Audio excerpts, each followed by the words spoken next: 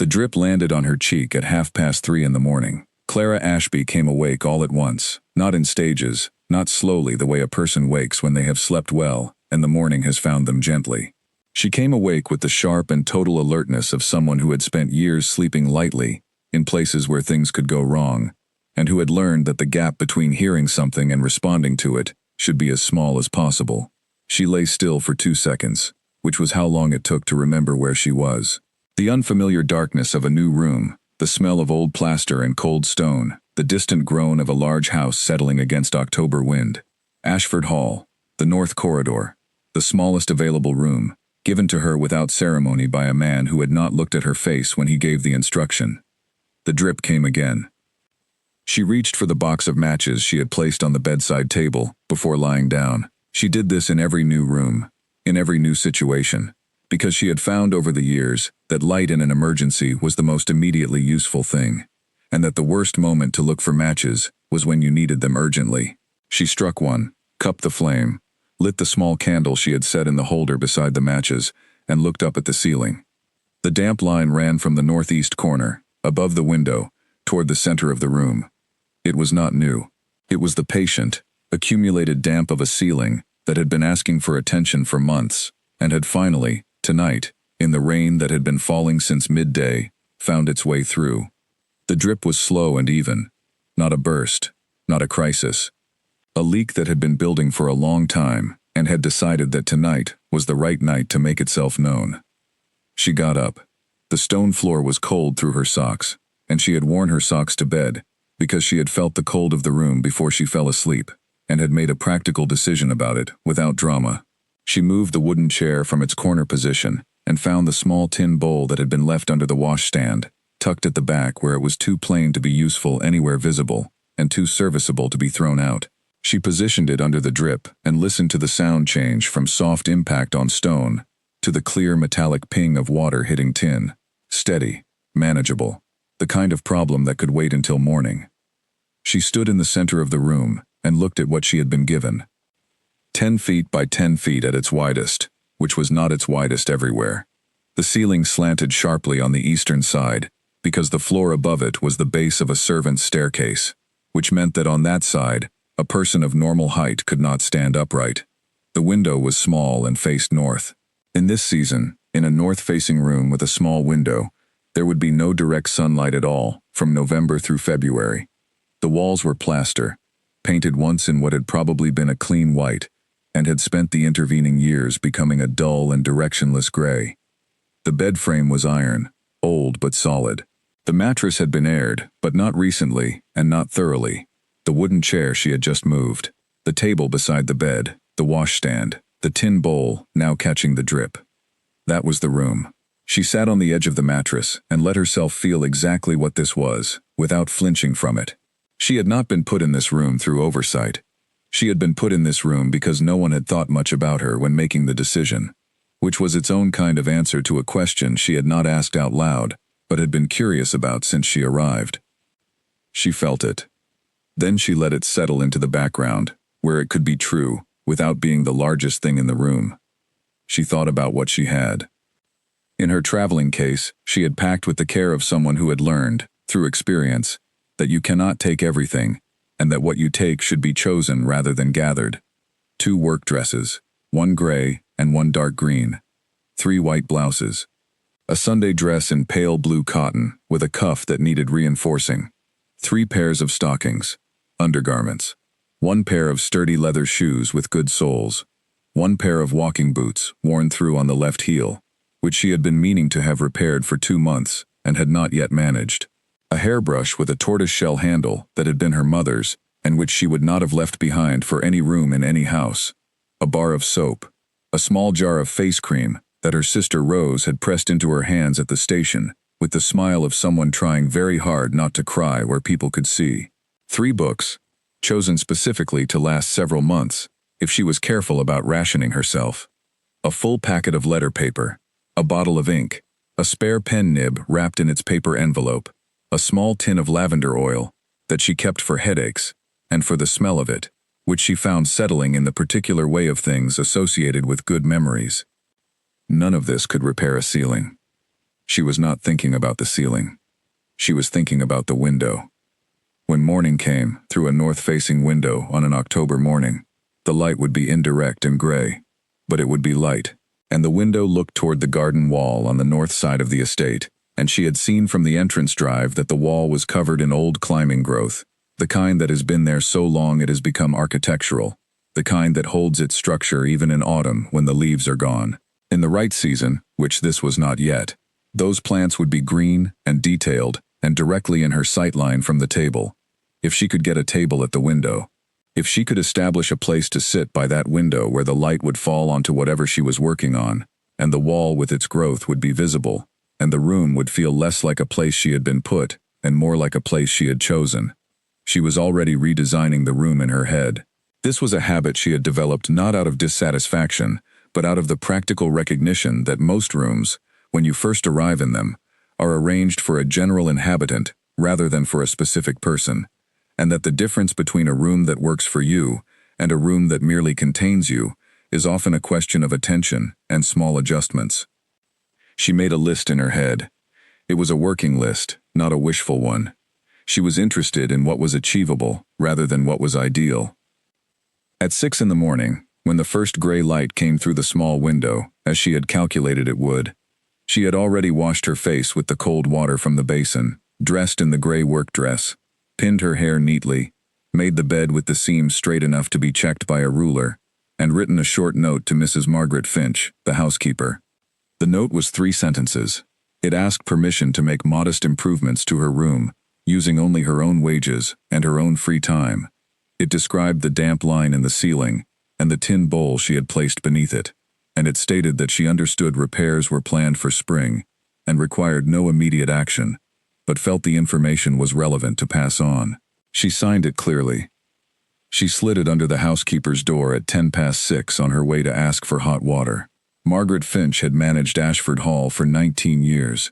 She had seen the estate through 2 title changes, one catastrophic renovation that had taken 8 months longer than expected and left most of the east wing uninhabitable for a winter, and the 3 years since the Duchess died, which had altered the house in ways that no renovation could have produced, and that no one had known how to address. She was 54, and she had seen most things, and what she had not seen, she had learned to anticipate. She read Clara's note 3 times. It was not the content. The content was reasonable, and the request was modest. It was the tone. It was the specific combination of precision and restraint, the way it asked for exactly what was needed, and framed the information about the ceiling as information rather than complaint, which told her something immediate and specific about who had written it. She had received notes from the previous 4 companions. 3 had been complaints. 1 had been a request for additional furniture of a kind not available in the house. None of them had told her about a ceiling drip, and managed to make it sound like a gift of relevant data. When Clara appeared at the housekeeper's door at 6:30, Margaret studied her for a moment with the direct and unornamented gaze she used when forming an assessment she intended to keep. "The North Corridor room," she said. "Was it in worse condition than I knew?"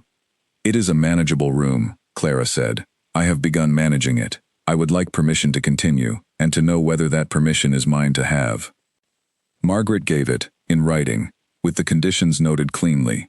No structural alterations, all changes reversible, all costs from her own pocket.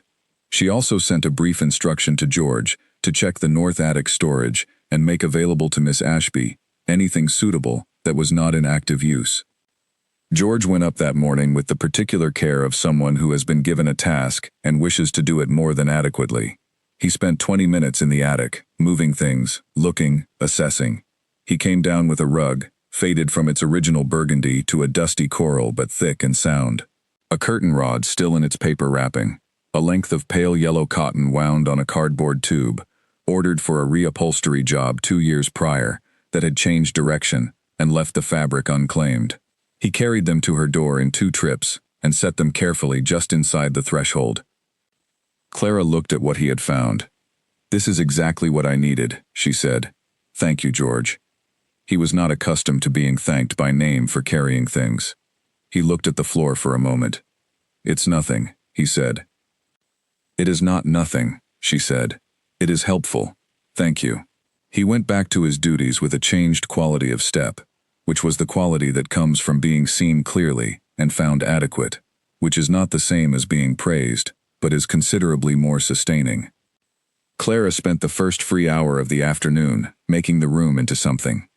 The rug went down first, because warmth underfoot is the most immediate sensory improvement to a cold stone room, and the most immediate is where you begin. She positioned it between the bed and the door, covering the stone where she would cross it most often, and the effect was so immediate that she stood on the rug for a moment just to feel it work. The yellow fabric she hemmed by hand, with the needle and thread she carried in her kit. It took 40 minutes, and she did not rush them. When she hung it on the rod and stepped back, the curtain fell in the way that good fabric falls when it has been correctly weighted, with an ease that made the window look like a window someone had thought about. The gray afternoon light came through it, transformed into something softer and warmer than the day outside actually was. She stepped back and looked at the room. Still 10 feet, still slanting on one side, still a tin bowl under a drip, still an iron bed, and a single wooden chair, and plaster walls the color of accumulated time. But the curtain moved in the draft from under the door, and the light through it was the color of something intentional, and the coral rug against the gray stone made the floor look decided rather than forgotten, and the room looked, for the first time, as though someone had chosen it. She placed her lavender oil on the table. She stacked her 3 books with spines facing out, so she could read them from across the room. She set Rose's photograph on the windowsill, at the angle that would catch the most of what light there was. Then she went outside. Around the north side of the house, along the wall, she found the climbing plants that faced her window, and gathered carefully from them. The season had passed, but it had left its architecture. Dried seed heads on their stems, papery remnants of summer flowers, the honest and particular beauty of things that have finished flowering, and have not yet fallen. She chose by shape and texture. She brought them back inside, and put them in the ceramic mug from the washstand, the heavy plain one that someone had left there because it was too useful to discard, and too unremarkable for anywhere conspicuous, in an inch of water. She put the mug on the table beside the books and the window. It was right in the way that some arrangements simply are, without the need for explanation. She went to find Lady Edith. Lady Edith Harlow was 68 years old, and had been at Ashford Hall for so long that the house had arranged itself around her presence, the way houses do around people who have always been in them, and who have never thought of being anywhere else. She was the present Duke's aunt by blood through his father, which meant she had known Edward Harlow before the title, and before the marriage, and before the grief, and knew, therefore, something about him that very few other people in the house knew, which was what he had been like when he still fully inhabited his own life. Her hands shook when she poured anything, which she had learned to manage by never doing it in company. She read for 3 hours every morning. She slept badly. She ate adequately but without appetite. She was, in the assessment of anyone who spent time with her, a woman of considerable intelligence and considerable loneliness, managing both with a composure that she had constructed over many years, and which she wore with the ease of a garment made to measure. She was reading when Clara knocked. "You are late," she said, without looking up from her page. "I am. I was settling my room. I apologize." "Was it dreadful, the North Corridor?" "It needed attention," Clara said. "I have started." Edith set her book down and looked at Clara over the top of her spectacles. She had a way of looking at people that was not unkind, but was absolutely direct, that assessed without concealing the assessment. She used it now. She took in Clara's face, her posture, the quality of her stillness. She read these things rapidly and accurately, having had 68 years to develop the skill. "Sit down," she said. "Page 83. Clara sat. She found the page and began to read. Her reading voice was the kind that does not perform. It was clear, steady, paced for understanding, rather than effect. The voice of someone who has spent time with books not as an accomplishment, but as a necessity. By the 3rd page, Lady Edith had set her own book entirely aside. By the 6th, her eyes had closed. Not in sleep, but in the particular suspended ease of someone who has stopped needing to manage themselves for a moment, and is simply present in the warmth of a voice. Clara read for 90 minutes without stopping, except at natural pauses in the chapters. When she finished the 2nd chapter and set the book down, the room was dim with late afternoon, and Lady Edith was looking at the middle distance, with the expression of someone returning from somewhere pleasant. "You read as if it matters to you," Edith said. "It does," Clara said. The last companion read as if she was waiting to be finished with it. "I would find that difficult," Clara said honestly. Edith looked at her. "You have a good hand," she said, glancing at the brief note Clara had left on the side table earlier, with a summary of the afternoon's schedule. "Better than mine. Your hands have done a great deal of work over a long time," Clara said. "That is often what shaking means. Not weakness, the opposite." Then she said, with the precision of someone choosing their words from a specific and limited supply, "You will do." It was the highest compliment she gave to anything or anyone. That evening, in the small warm room at the end of the north corridor, Clara sat at the table and wrote to Rose. She wrote that the room was very small, which was true, and that the ceiling had a leak, which she had managed, and that she had hung a curtain the color of early morning, and found dried things from the garden for the windowsill mug, the one Rose had told her to leave behind.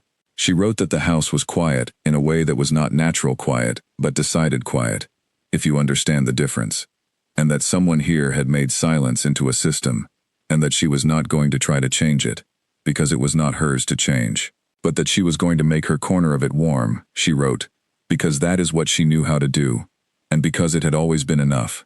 She sealed the letter and set it to post in the morning. She blew out the candle. The curtain moved. The tin bowl pinged softly.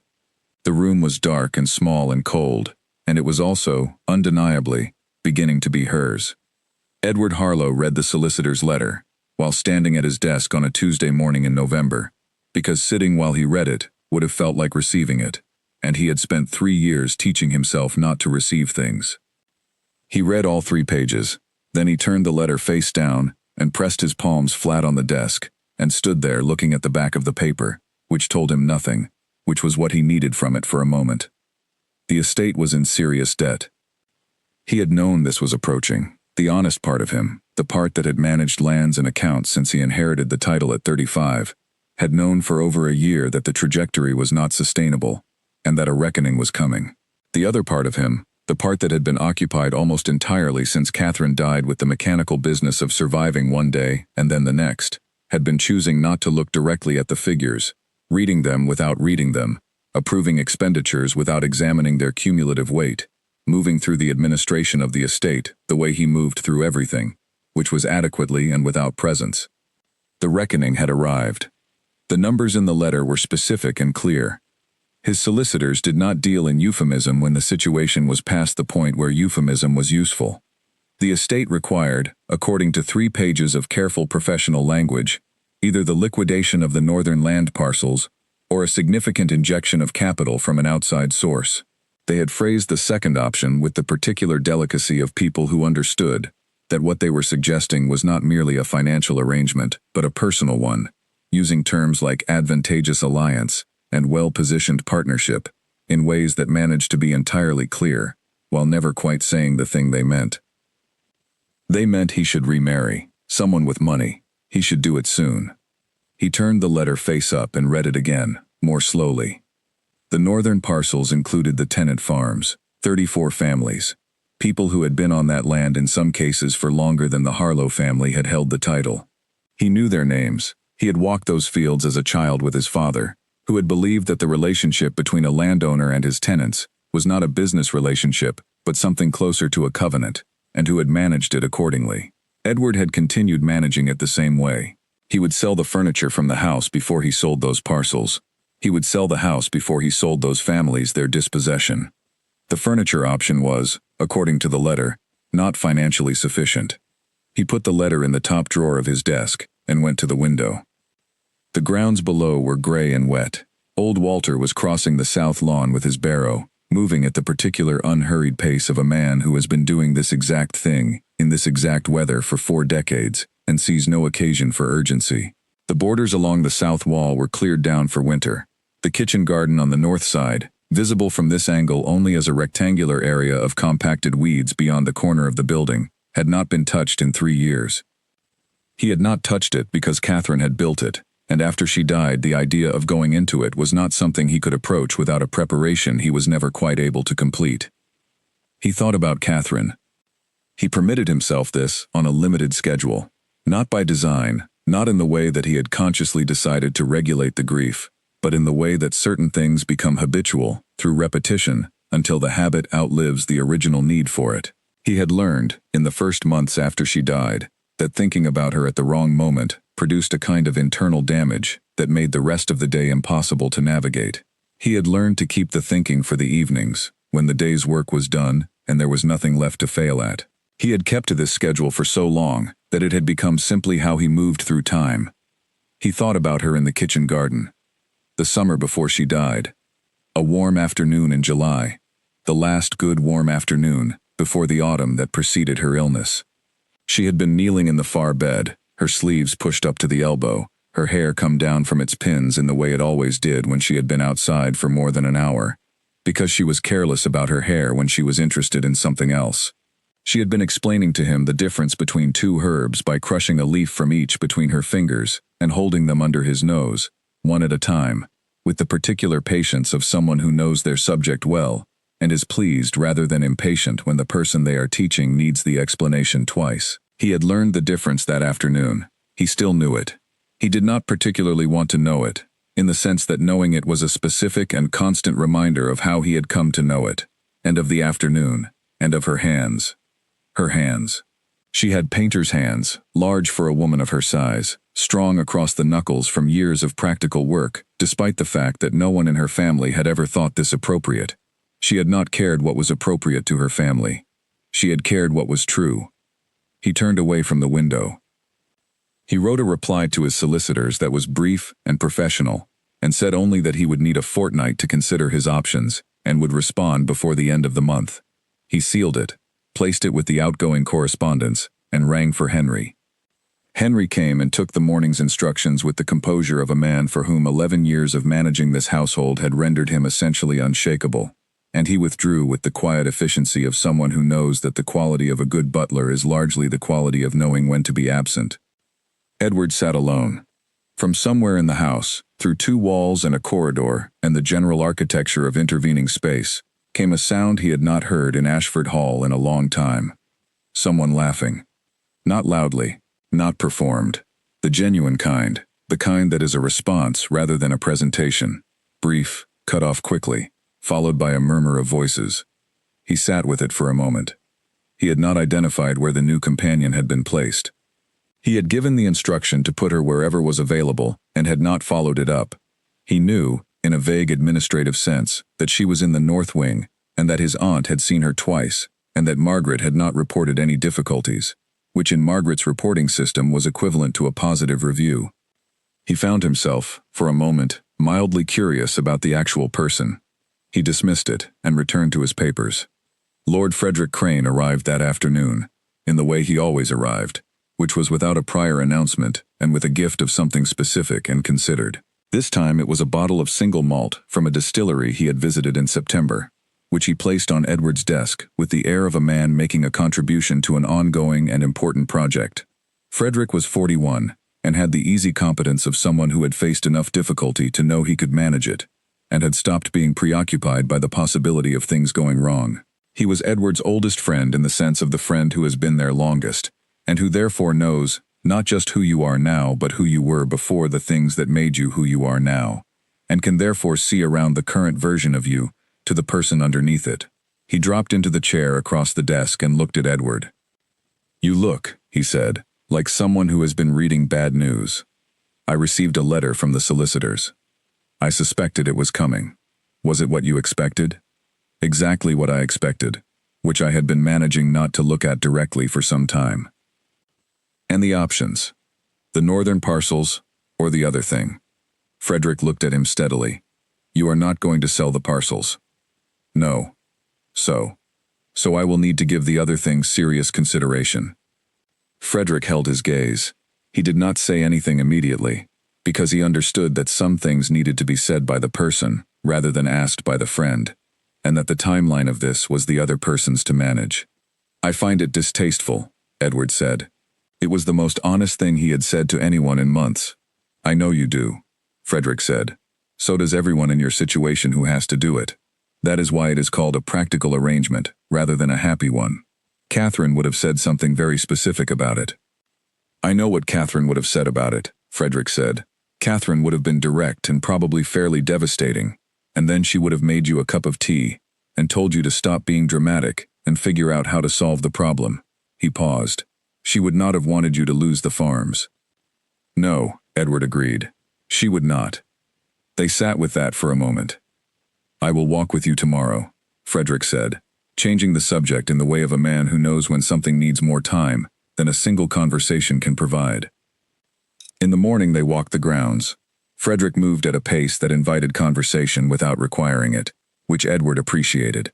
They went around the south wall and along the east boundary, and then around to the north side of the estate, following the outer perimeter. Frederick stopped at the kitchen garden gate. He looked in. Someone has been working this, he said. Edward looked at the cleared beds, the turned soil, the careful markers at each corner, the evidence of significant labor done in small portions over what must have been several weeks. The new companion, he said. Frederick looked at the garden for a long time. Then he turned. This is not something a person does out of boredom, he said.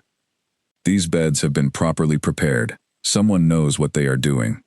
She appears to be competent at a number of things, Edward said, in the flat informational tone he used for facts he had not yet decided what to do with. Where was she before here? I didn't ask. Frederick stared at him with the particular expression he used when Edward had failed to perform a basic human function. You didn't ask. The agency confirmed satisfactory references. I did not require additional. Edward. Frederick turned from the garden. A woman who can prepare kitchen beds like this, who has apparently done something considerable to the North Corridor since October, who your aunt is already improved by. This is not a domestic agency's standard file. This is a person of real capability, who has landed in your house for reasons that might be worth knowing. He looked back at the garden. It also occurs to me that the North Corridor has smelled different on my last 2 visits, and I have not been able to identify why. Lavender, I think, Edward said, and then stopped. Frederick looked at him. Edward looked at the kitchen garden. She has made the room her own, he said, which was accurate, and was also much less than he could have said. That afternoon, Lady Edith sent for Edward. He went to her room at 4, as he did every Saturday, and found her holding a letter with a quality of relief in her face that he had not seen for a long time. Read this, she said. He read it. It was from Gerald, the difficult cousin who had been managing a disputed trust from his grandfather's estate in a way that had been quietly and persistently disadvantaging Edith for 7 years. It agreed to 3 specific terms that had been in contention for the better part of 2 years. What did you send him? Edward asked. I had Clara write for me, Edith said. My hands. She wrote from my words, but better. He read the letter again. It was not just better, it was the kind of letter that a particular kind of intelligence produces, that understood what needed to be said and how it needed to sound, and had produced both with apparent ease. Better, he said. She understood me, Edith said simply. She heard what I meant and wrote it the way it needed to be written. Gerald has been managing me for years, because I could never write clearly enough anymore to stop him. She folded the letter. I told you she was not merely a companion. That evening, Edward put on his coat and walked to the kitchen garden after dark. He had not been through the garden gate in 3 years. He pushed it open now and walked the center path and stood in the cleared and planted space that had been a tangle of neglect when he last saw it and was now something intentional. The garden gate clicked. He turned. Clara stood in the entrance, garden gloves in one hand, looking at him with the expression of someone who had not expected company. They looked at each other across the dark winter beds. He had no reason to be here, and nothing prepared to say, and she could see both things clearly, and was allowing him the space to manage this without making it worse. He said the truest thing he could reach quickly. The ground in this section is heavy clay, he said. It will not drain adequately for summer crops as it is. You will need to incorporate sand and organic matter before you plant warm weather rows in spring. He did not wait for a response. He walked past her, through the gate, and back toward the house. She stood in the garden for a long time after he had gone. He had looked at what she was building and told her what it needed to grow better. She stood in the dark garden with her gloves in her hand and looked at the ground he had been standing near. She thought about that for a very long time. He came down from the window and went back to his desk. He sat for a long time without picking up the pen. He thought about the numbers in the letter, and about the land, and about the 34 families who had been on that land long enough that the land was in some real sense theirs, regardless of what the title deeds said. He thought about his father walking those fields with him when he was 10, stopping at each farm gate to speak to whoever was there, knowing all the names of children who had been born since the last visit, and asking after the ones who had gone away. This was what it meant to be a custodian of land, his father had said, not just once but many times in many ways. It meant the land was yours to manage, and not yours to dispose of. And the difference between managing and disposing was the difference between the stewardship his family had practiced for generations and the mere ownership that anyone with sufficient money could perform. He would not sell the farms. He would find the other way. He sat at the desk and picked up his pen and wrote 3 letters to 3 different parties regarding 3 different financial matters, each of them preliminary and cautious, the kind of letters that said, "I am considering options. I am not yet committed to anything. I am a man who takes time with decisions and intends to take time with this one." He sealed the letters and placed them with the outgoing post, and then he sat again. And the sitting was different from before. The settling quality of someone who has done what can be done today and has accepted that the rest belongs to other days. He rang for Henry and gave the morning's instructions. Henry took them and left, and the study was quiet again. Edward went to the window. From this angle he could see part of the north wing of the house, and below the north wing, the beginning of the kitchen garden boundary. He looked at the garden for a moment. Then he looked away, because looking at it produced a thought about the woman who was tending it, and producing thoughts about her was something he was not yet prepared to examine the frequency of. He thought about Catherine. He did not permit himself to think about her on a schedule. Exactly. But he had found over 3 years that there were thoughts about her that came at their own choosing rather than his, and that the most efficient thing to do with these was to allow them briefly and then set them aside, rather than the alternative, which was to resist them, and which had never yet worked. He let himself think about her for a few minutes in the standing by the window way he sometimes did, and the specific thoughts that came were the kitchen garden, the afternoon with the herbs, her voice when she was absorbed in something. He had been thinking about her differently lately. Not more, not with more frequency, with a different quality. He had been noticing, in the past several weeks, that the thoughts that came were more often about what she had been like alive than about the specific fact of her death. For 3 years the two things had been inseparable in his thinking, the life and the losing it, folded together until it was impossible to think of one without the weight of the other. Lately, they had been separating slightly, the way things separate when time does the work that time is supposed to do. And what he was left with when they separated was her.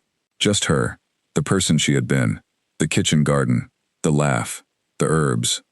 He thought this was progress, and then felt guilty for thinking so, and then felt tired of feeling guilty for it, which was itself a kind of progress.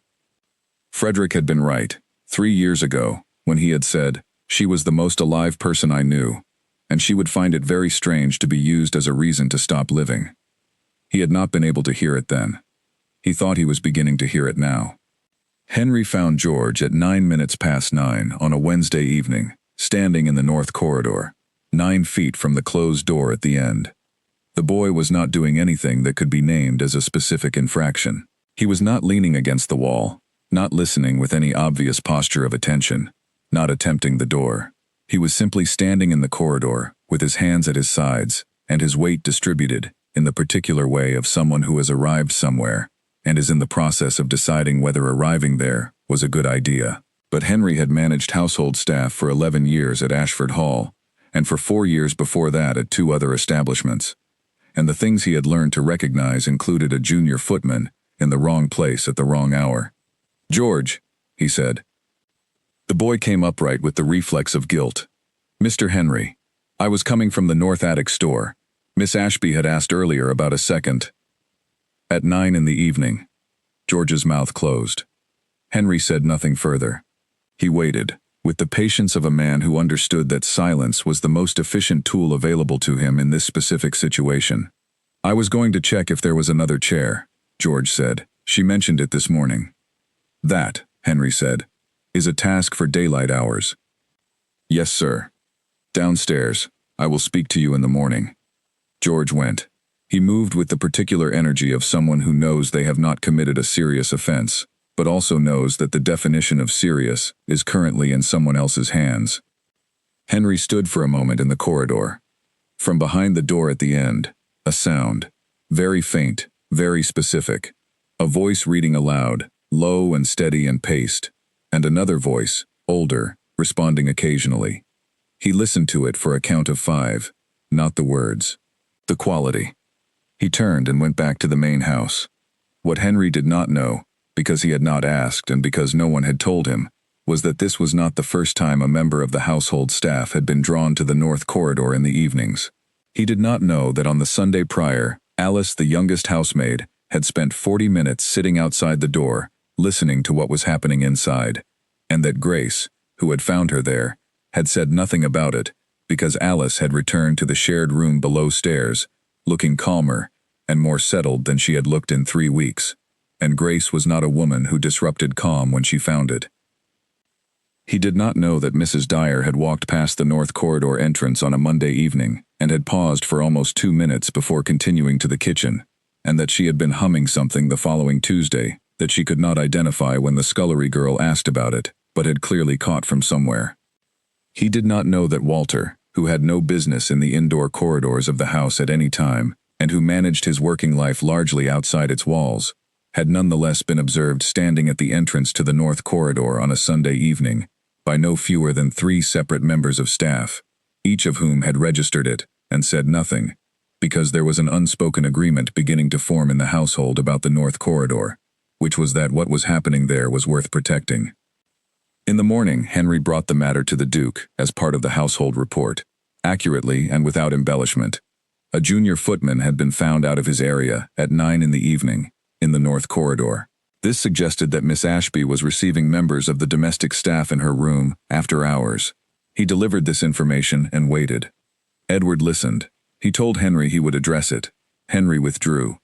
Margaret was instructed to ask Miss Ashby to come to the study. Clara was in the middle of reading to Lady Edith when the message came. She set the bookmark carefully in the page, told the old woman she would return within the hour, and went downstairs. She knocked on the study door, heard the instruction to enter, and came in. She stood in front of the desk.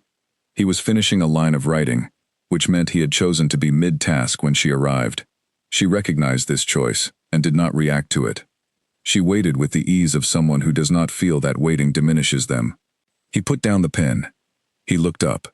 She was looking at him with the direct and uncomplicated gaze that had been, he was beginning to notice, her consistent way of looking at everything. It was not challenging. It was not deferential. It was simply unfiltered, the gaze of someone who was precisely where they intended to be and did not feel the need to signal anything about it. Miss Ashby, he said, Henry found a member of the household staff in the north corridor outside your room last evening, after 9. I know, she said. He waited. George was standing in the corridor, she said. He was not inside the room. He had not knocked. I knew he was there, because I saw the shadow under the door stop moving and stay there, which is how I know when someone is standing still in the corridor. She paused. He was there because 2 days before, he received a letter telling him his mother had died, and in the 2 days since, no one in the household had acknowledged it. He did not know what to do with what he was carrying. He walked the house and ended up in the north corridor, and I opened the door and invited him in for 10 minutes. He had tea and told me about his mother. Then he went downstairs. The study was quiet for a moment. His mother, Edward said. Her name was Elizabeth, Clara said. She was a woman who kept a large garden and who raised George on her own, after his father died of a chest illness when George was 11 years old. George is 22, and he has been in this house for 8 months, and he has been a reliable and capable footman for all of that time, and when his mother died, the house in which he was conducting that reliable and capable work did not mark it in any way. Edward was still. She kept her gaze steady on him. He has not been given leave to attend the arrangements, she said. I understand that leave must be arranged, and that there are logistics involved. I am not suggesting it was withheld deliberately. I am providing you with information. You said George was not the only person who had been to the corridor, he said. Henry mentioned gatherings. I read in the evenings, Clara said. The sound carries in the north corridor. People hear it, and some of them find their way to the end of the corridor, and sit outside the door for a while. I have not organized anything. I have not invited anyone in a formal sense. I have made a warm room at the end of a cold corridor, and I have read aloud in it in the evenings, and people who needed somewhere warm and bright and with a human voice in it have found their way there. She paused. I would ask you what about this is the problem, but I imagine the problem is the deviation from the established routine, which I understand. He looked at her. The established routine in this house, she said, and her voice remained level, which cost her something he could not see, has been very consistent for 3 years. Everything in its place, everything quiet, everything managed and correct. I am not going to tell you that is wrong, because it is not my place to say what is right and wrong in a house that belongs to you. She met his eyes. I will tell you that George stood in a corridor at 9 o'clock at night because he was 22 and his mother had just died, and there was nowhere in this house that felt like it could hold that. That is what I will tell you. He said nothing. If you would like me to keep the reading strictly private and ensure no member of the staff comes to the corridor after hours, I will do that, she said. You have only to say so. He looked at her for a long moment. You may go, he said. She turned. Miss Ashby. She stopped. George's mother. When is the funeral? Thursday of next week, she said. He would need to leave Wednesday to make the arrangement. She left. The study was quiet. Henry arrived when summoned and received the instruction with his customary composure. George was to be given 5 days of paid leave. Travel arranged. Effective Wednesday of the following week.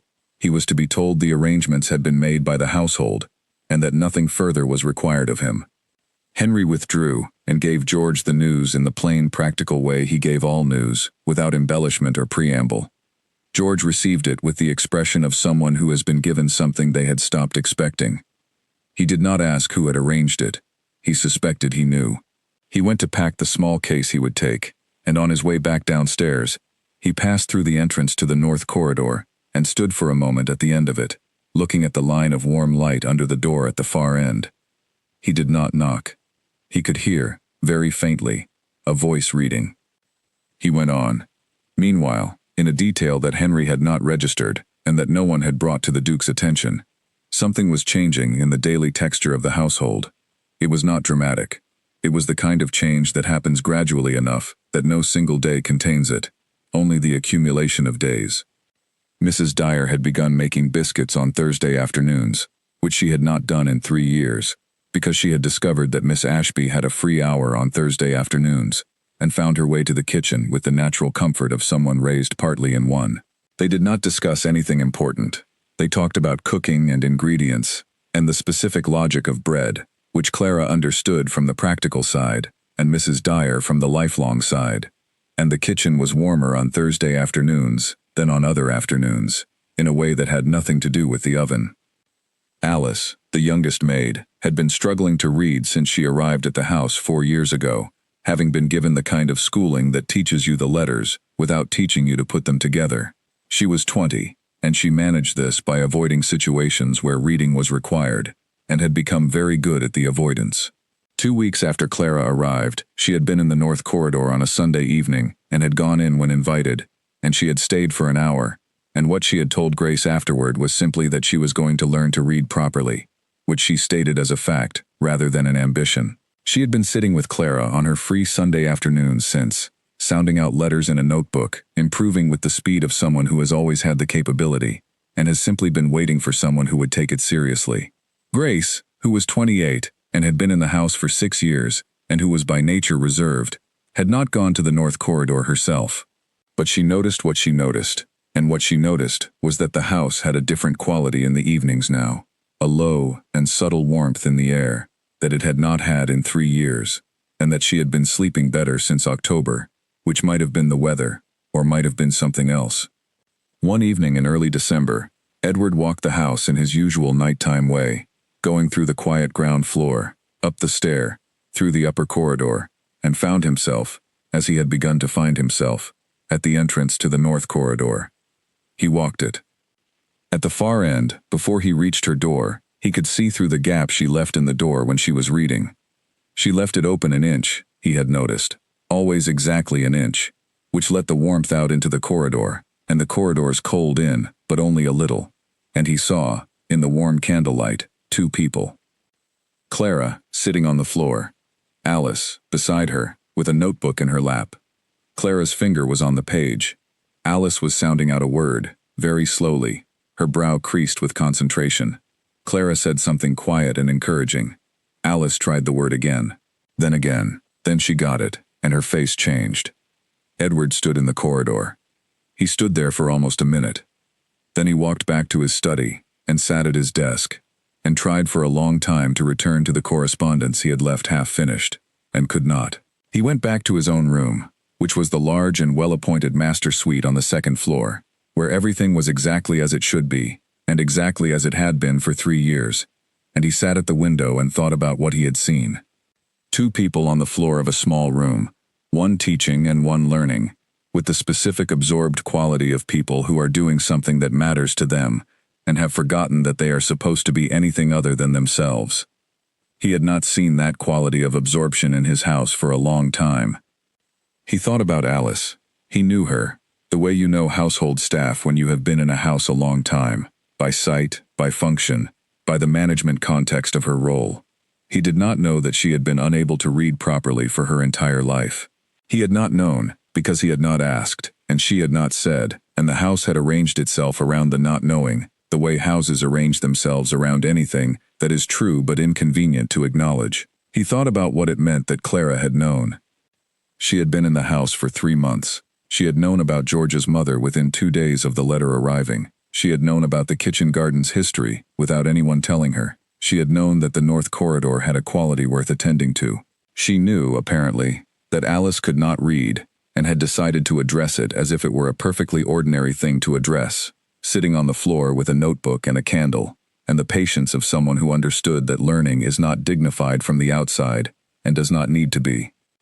He thought about what it cost her, in time and energy, to do these things that no one had asked her to do, and for which she received no acknowledgement.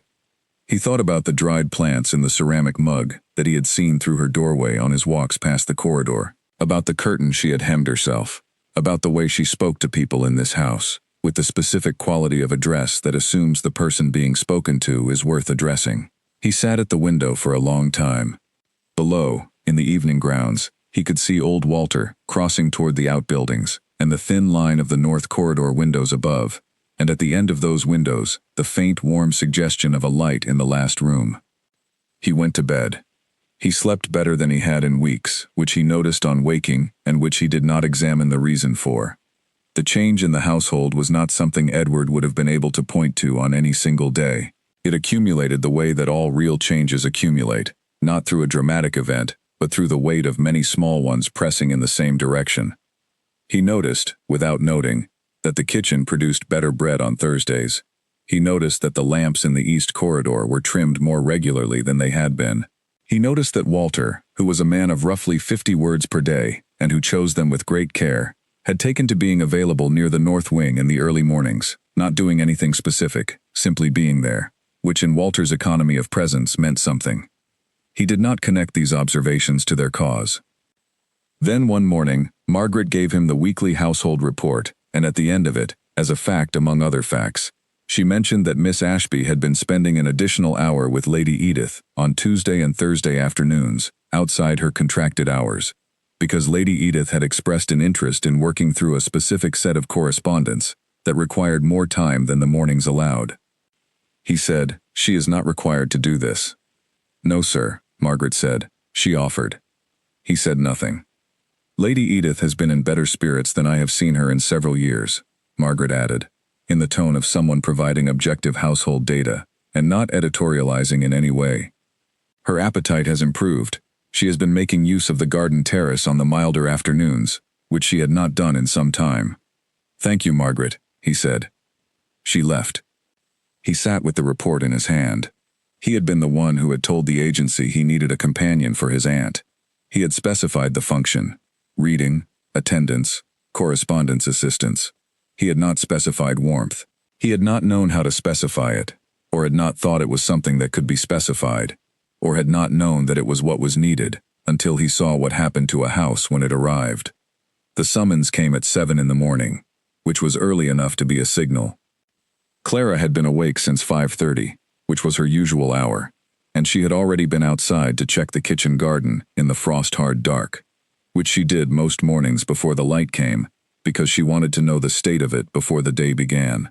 She had come back in, changed into her work dress, put her hair up, and was preparing the schedule for Lady Edith's morning, when the message arrived via Alice, who delivered it with the particular expression of someone carrying something they are not sure about. The Duke would like to see Miss Ashby in his study at 7:30. Clara put down her pen and considered this for a moment. Then she picked it up again and finished the line she had been writing, because the schedule existed for a reason, and interruptions to it should not interrupt the work itself. At 25 minutes past 7, she went downstairs.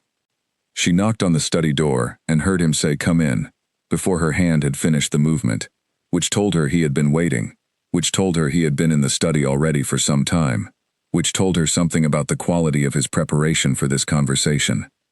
She came in and stood in front of the desk. He did not look up immediately.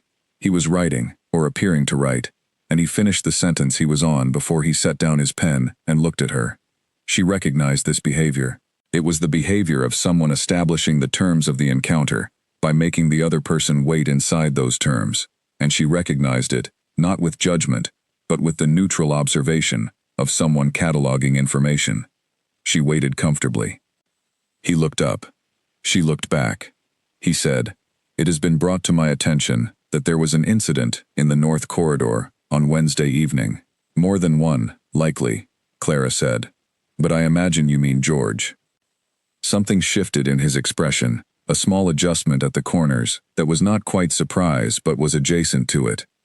"Henry reported that George was found in the corridor outside your room after 9 o'clock. "He was," Clara said, "though I want to be precise about what was happening, if you are willing to hear it." He waited. She told him. She told him about George's mother, and the letter, and the 2 days of silence that had followed the letter. She told him about the shadow under the door that had not moved, and about opening the door to find a 22-year-old footman standing alone in a corridor, with the face of someone who has no container for what they are feeling. She kept her voice even throughout. She was not accusing the house of anything. She was providing a description. When she finished, he was very still. "He has not been given leave," she said.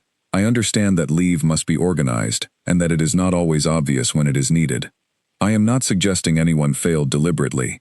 I am saying that a person in this house has been carrying a significant loss for 2 days without any acknowledgement from the house, and that a 22-year-old who is carrying something and finds nowhere to put it will walk until he finds a door that is warm, and mine was the warm one." She paused. "If you want the warmth kept strictly inside the room, you have only to say so." He looked at her. "Henry mentioned that it was not only George," he said, "that there are gatherings." "I read in the evenings," Clara said. "I read aloud because I find it steadies me, and because reading aloud is what reading was originally for, before we turned it into a private activity. The sound goes under the door and through the corridor, and people who are awake and need somewhere to be sometimes come and sit outside and listen. I have not organized anything. I have not scheduled anything. I have simply been a warm light at the end of a cold corridor, which I understand from the perspective of the established household routine is an irregular thing to be." She kept her gaze steady on him. "I would ask what the specific problem is," she said, "but I believe I can identify it without asking. The routine of this house has been set very carefully for a long time. Everything in its correct position, everyone in their correct role, the household running with the kind of precision that requires everything to stay exactly where it was placed. I am not in my correct position in the evenings. I am a warm room at the end of a quiet corridor, and people are finding their way to it. And this is a deviation, and deviations from a careful system are uncomfortable." She met his eyes without apology. "I understand that. I am not dismissing it.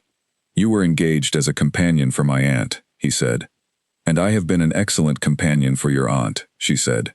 "She is sleeping better than she has in 2 years, according to her own account. She is eating more regularly.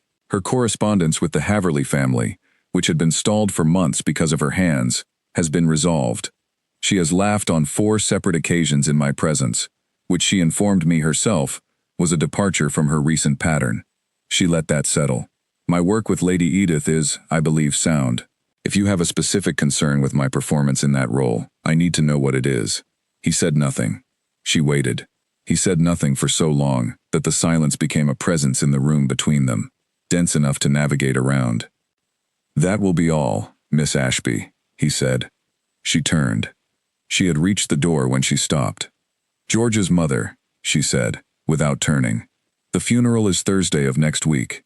He could leave Wednesday morning and be back by Saturday if he had the days. She left. She heard, as she closed the door behind her, not a sound from inside the study, but the particular quality of absolute stillness that a room has when the person in it is not moving at all. She went back upstairs. She sat with Lady Edith for the morning and read the next 2 chapters, and then helped with the correspondence, and then brought the afternoon tea, and she moved through all of it with her customary ease, doing what needed doing, with full attention. And under all of it, she was also waiting to see whether the house would do anything with what she had said. Henry came to find her at 3 in the afternoon, with the expression of a man delivering information he does not entirely understand the origin of. George had been given 5 days of paid leave. His travel was arranged. He was to depart Wednesday morning. The instruction had come from the Duke. Clara said, "Thank you for telling me." She went back to Lady Edith's room. Edith was at her window, watching the grounds below, with the unfocused gaze of someone thinking rather than looking. "You were with Edward this morning," she said. "Yes." "He summoned you." "Yes." "About the North Corridor." Clara looked at her. "You know about the North Corridor." "I know everything that happens in this house," Edith said, without looking away from the window. "I have been here for 46 years. The walls tell me things." She paused. "Did he shout?" "No," Clara said. "He was very controlled." "He is always very controlled now." Edith was quiet for a moment. "He used to shout, in the early months after Catherine. Not at people. Never at people. He would go into empty rooms when he thought no one was near, and he would shout, tremendous shouting, as if the shouting could make room for something." She looked at her hands. "He stopped about a year ago. I thought it meant he was healing. I think now it means he has gone somewhere the shouting cannot reach." Clara sat down. "He gave George leave," she said quietly. 5 days. His travel arranged." Edith turned from the window. She looked at Clara for a long moment. "He does that," she said, "when something lands. He does not respond to the person who showed him the thing, but he quietly addresses the thing itself. He has always been this way." She looked back at the window. "He is a man with a working conscience and a closed door. The conscience is still functional.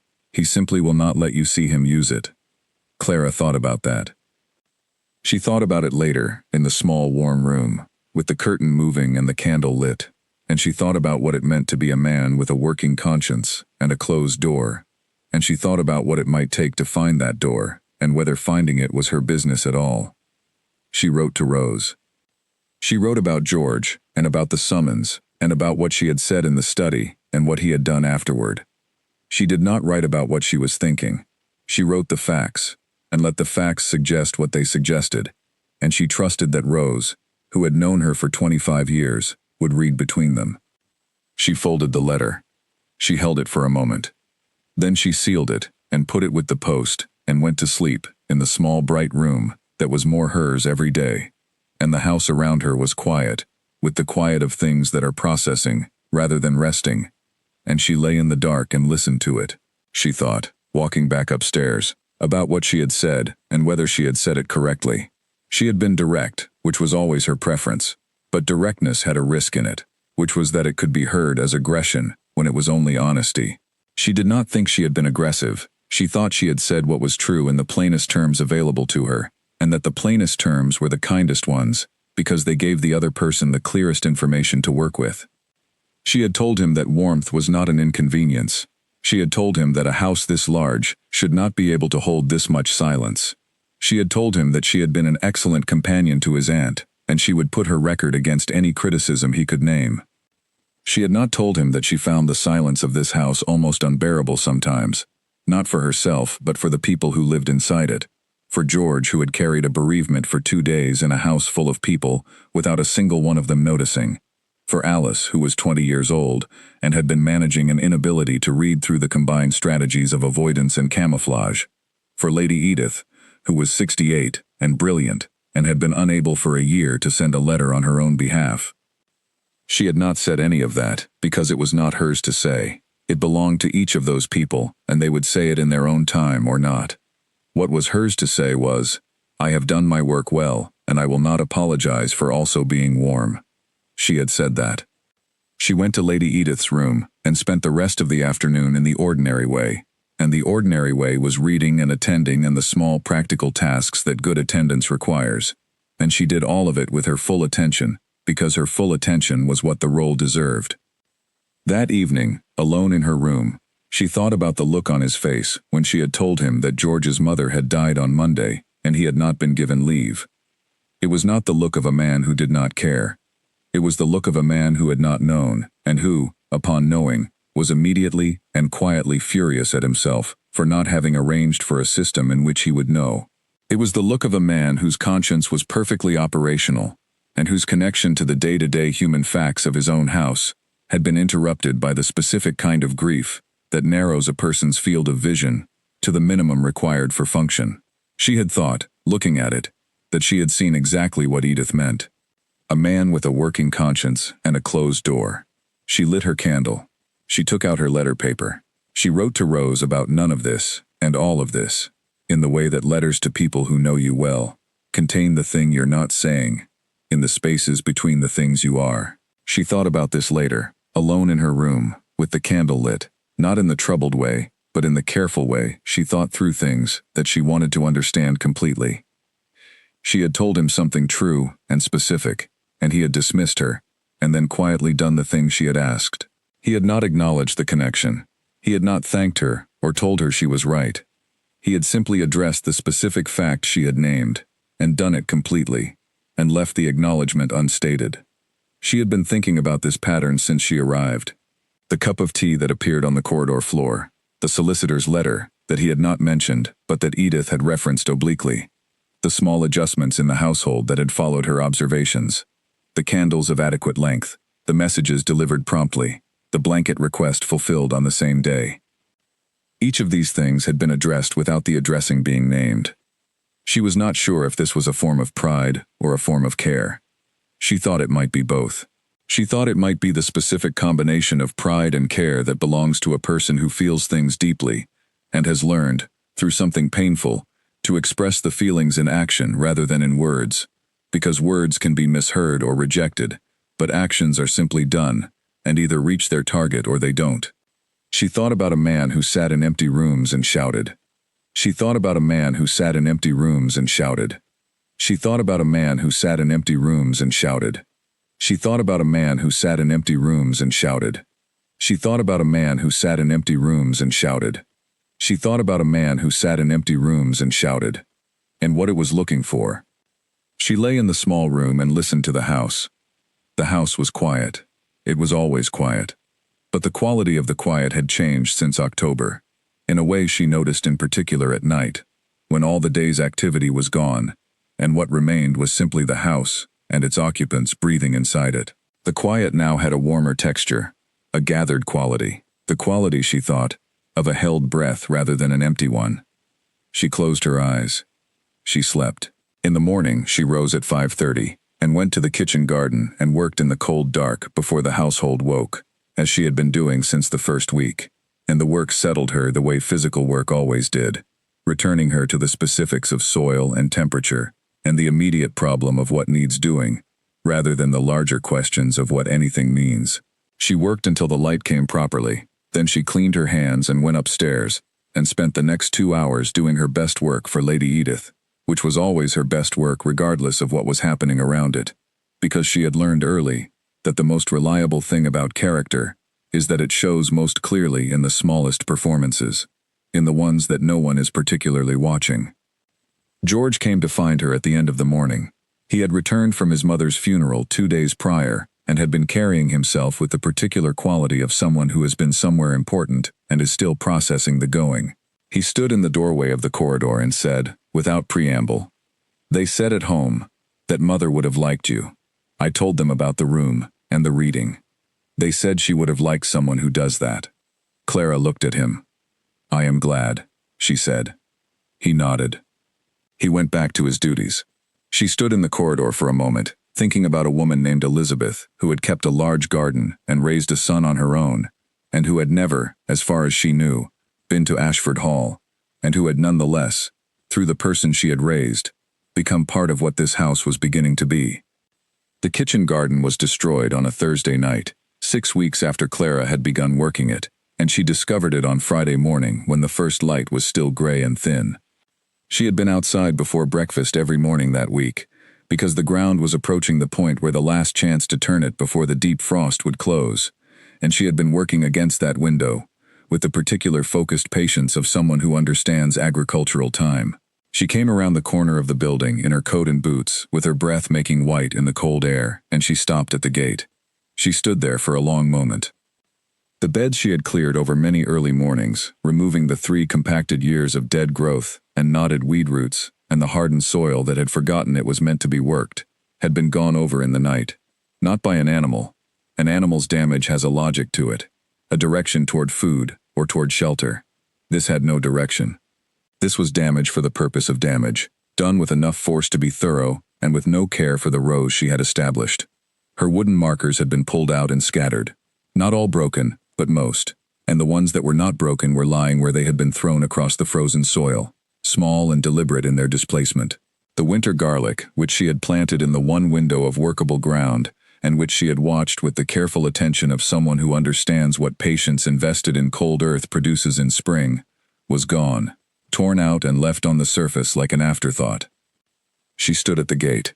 She felt the anger, very precisely. She had a habit of feeling things precisely, of going directly to what the feeling actually was, rather than the peripheral reactions that gather around a central feeling and can be mistaken for it. What she felt was anger, clean and clear, and under it, something smaller, which was the recognition that this was aimed at her specifically, and that the aim was accurate. She had her strong sense of where it had come from. Henry had not forgiven the conversation about George. The pattern of inconveniences at the margins of her days had continued. A message delayed, a candle supply shortened, a request to the kitchen for Edith's extra blanket that had taken 3 days when it should have taken 1. Each thing individual and explicable. Together, a message. She could not prove the garden. She went to find Walter. He was in the outbuilding with his tools. He looked up when she came in. "The kitchen garden," she said. He looked at her for a moment. His face, which normally said very little about what was behind it, said something now that was close to a specific kind of anger on her behalf, contained and quiet, the way Walter contained everything. "I saw it this morning," he said. "I need garlic sets. Can you spare from the main stores?"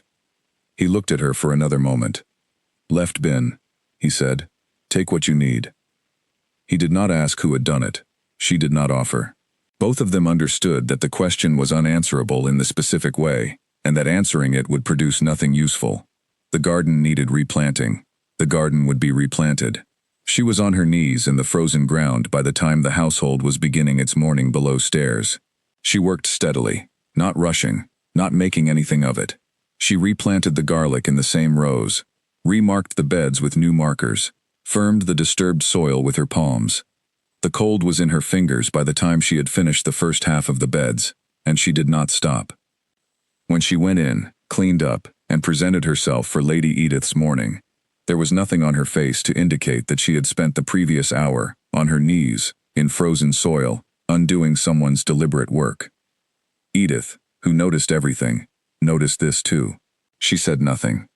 Lord Frederick Crane arrived on a Friday afternoon in December with his usual absence of announcement, and found Edward in the library with the particular posture of a man who was sitting at a desk and appearing to read correspondence that he was not actually reading.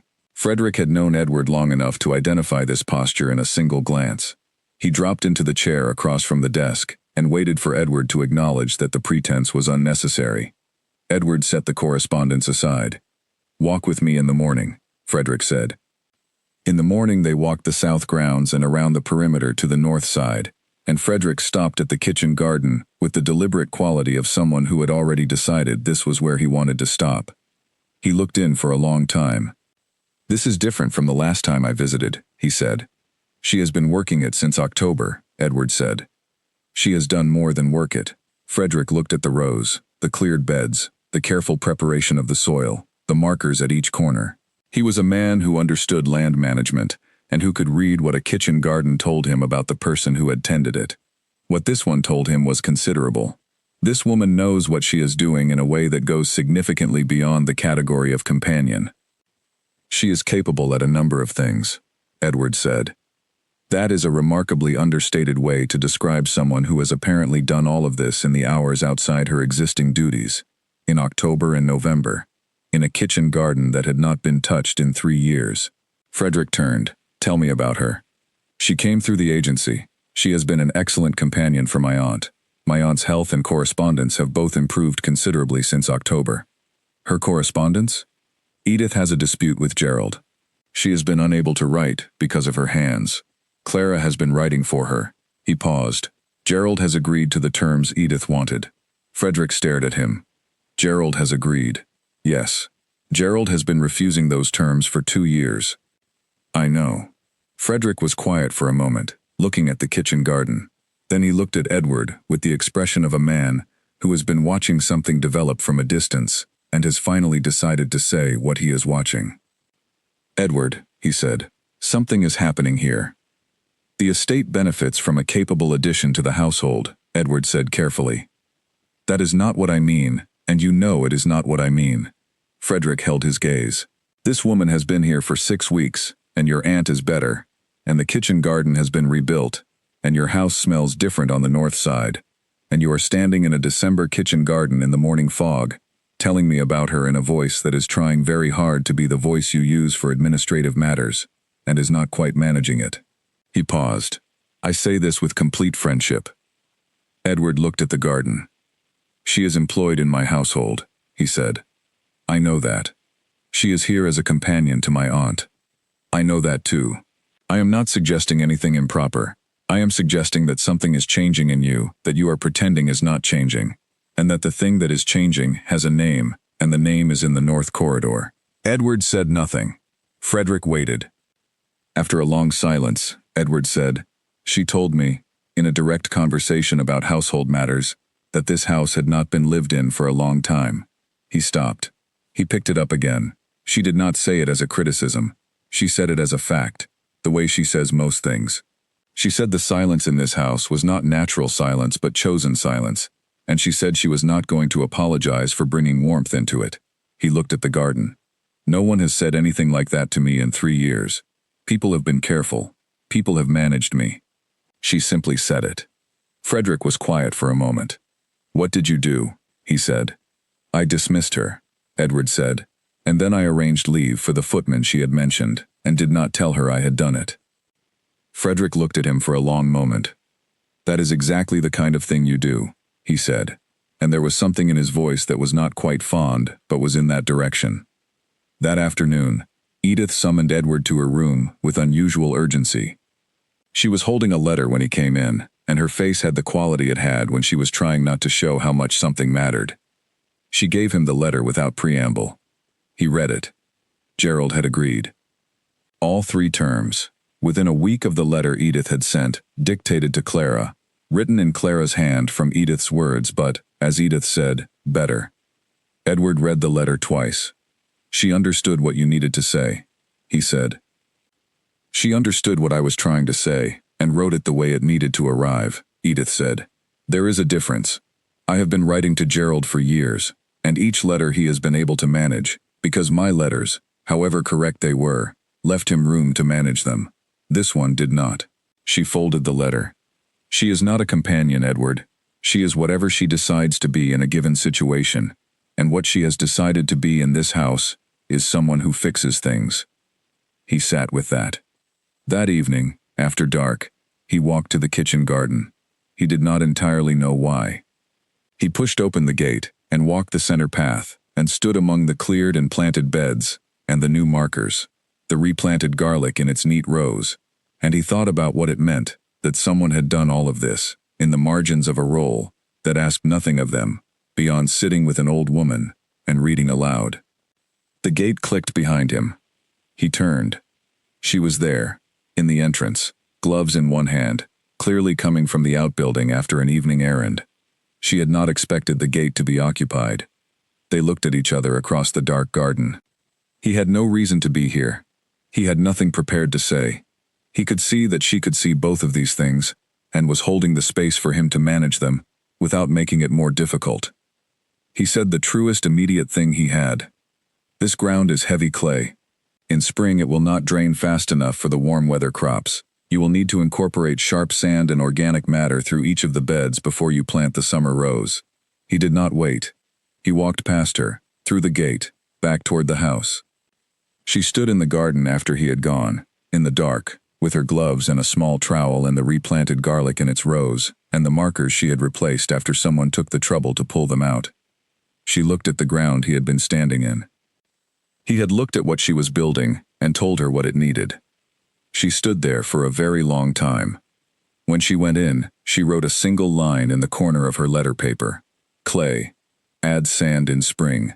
Because she did not want to forget it, and because it had been offered as something worth not forgetting.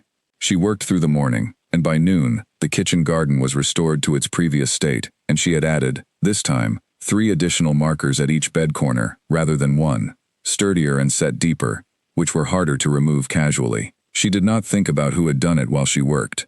She thought about the garlic and the beds, and what Walter had told her about the drainage, and what the Duke had told her about the clay, and she applied the information to the problem at hand. After her duties that afternoon, she walked the full perimeter of the kitchen garden. She stopped at each bed and pressed her palm to the soil, and felt the temperature, and the resistance of it, and the specific quality of frozen earth that is not yet frozen all the way down, which is different from earth that is frozen through. She made notes in the small notebook she kept in her apron pocket, the same notebook where she had written clay, add sand in spring in the corner, and she added to it, beds 1 and 2 nearest drainage good, 3 and 4 need elevation in spring, garlic coming if the frost holds off next week. She did not know at this point that anyone had been watching.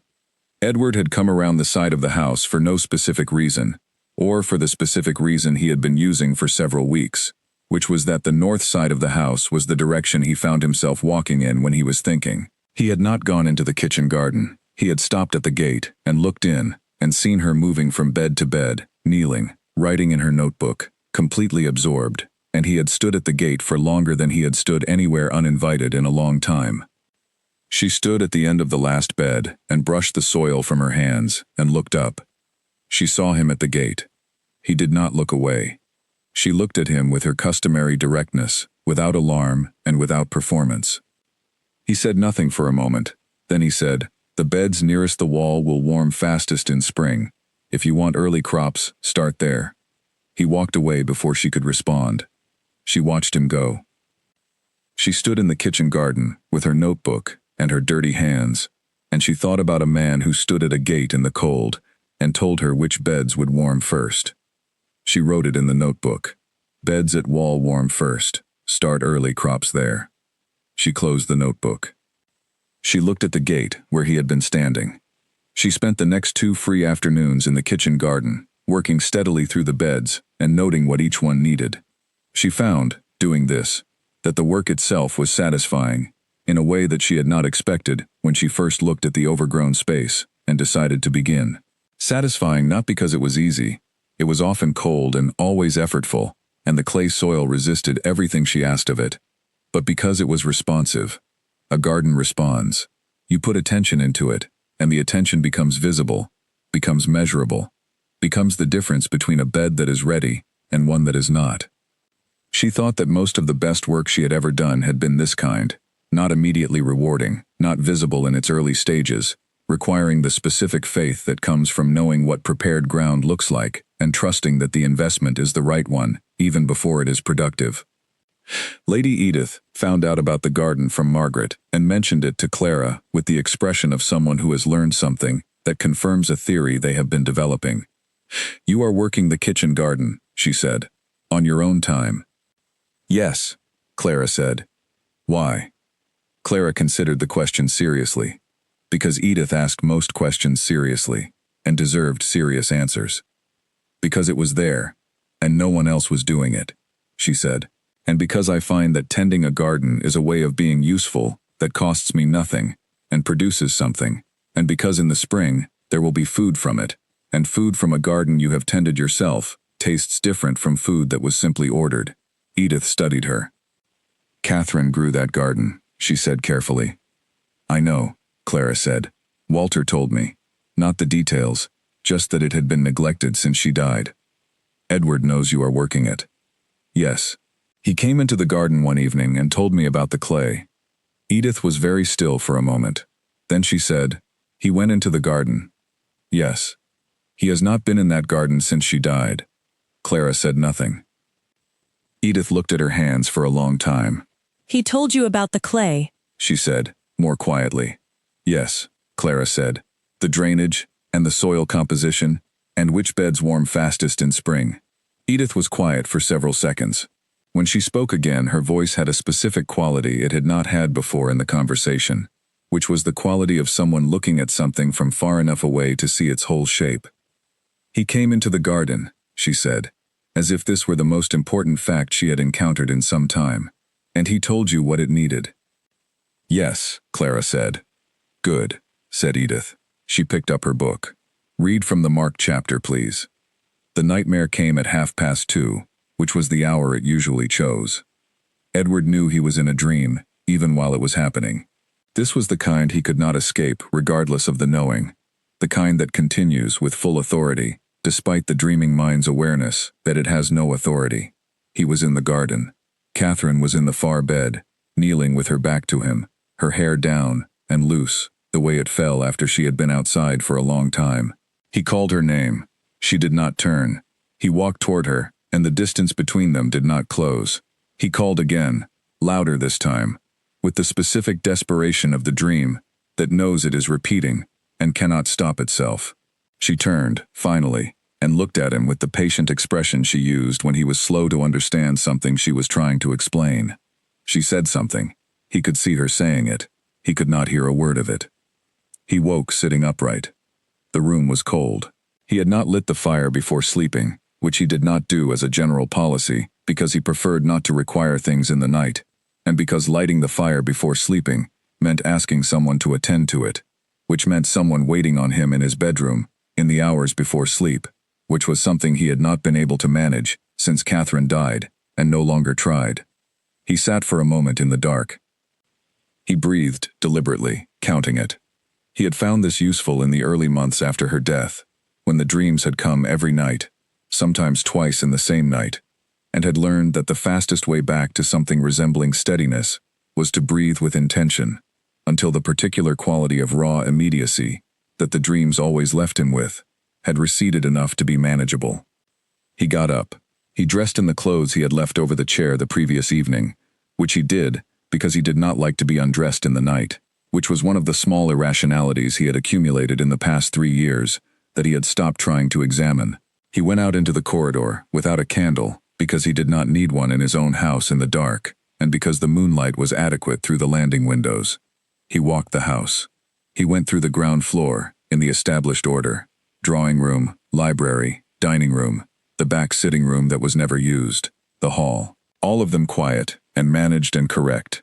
All of them empty, with the specific emptiness of rooms that are well maintained and entirely unoccupied, which is a different quality of empty from the emptiness of rooms that are simply waiting. He went up the main stair and through the upper corridor and past the closed doors of the guest rooms and the room that had been Catherine's sitting room, and which he had not gone into since the month after she died, when he had gone in once and stood in it for a long time, and then come out and closed the door. He came to the north stair. He went down it. He had been coming here more often than he acknowledged, walking here in the night and standing in the corridor and then going back. He had not examined this closely. He walked, and the walk brought him here, and he accepted it as information about his habits without pursuing what the information meant. He walked the north corridor. There was light under her door. He had known there would be.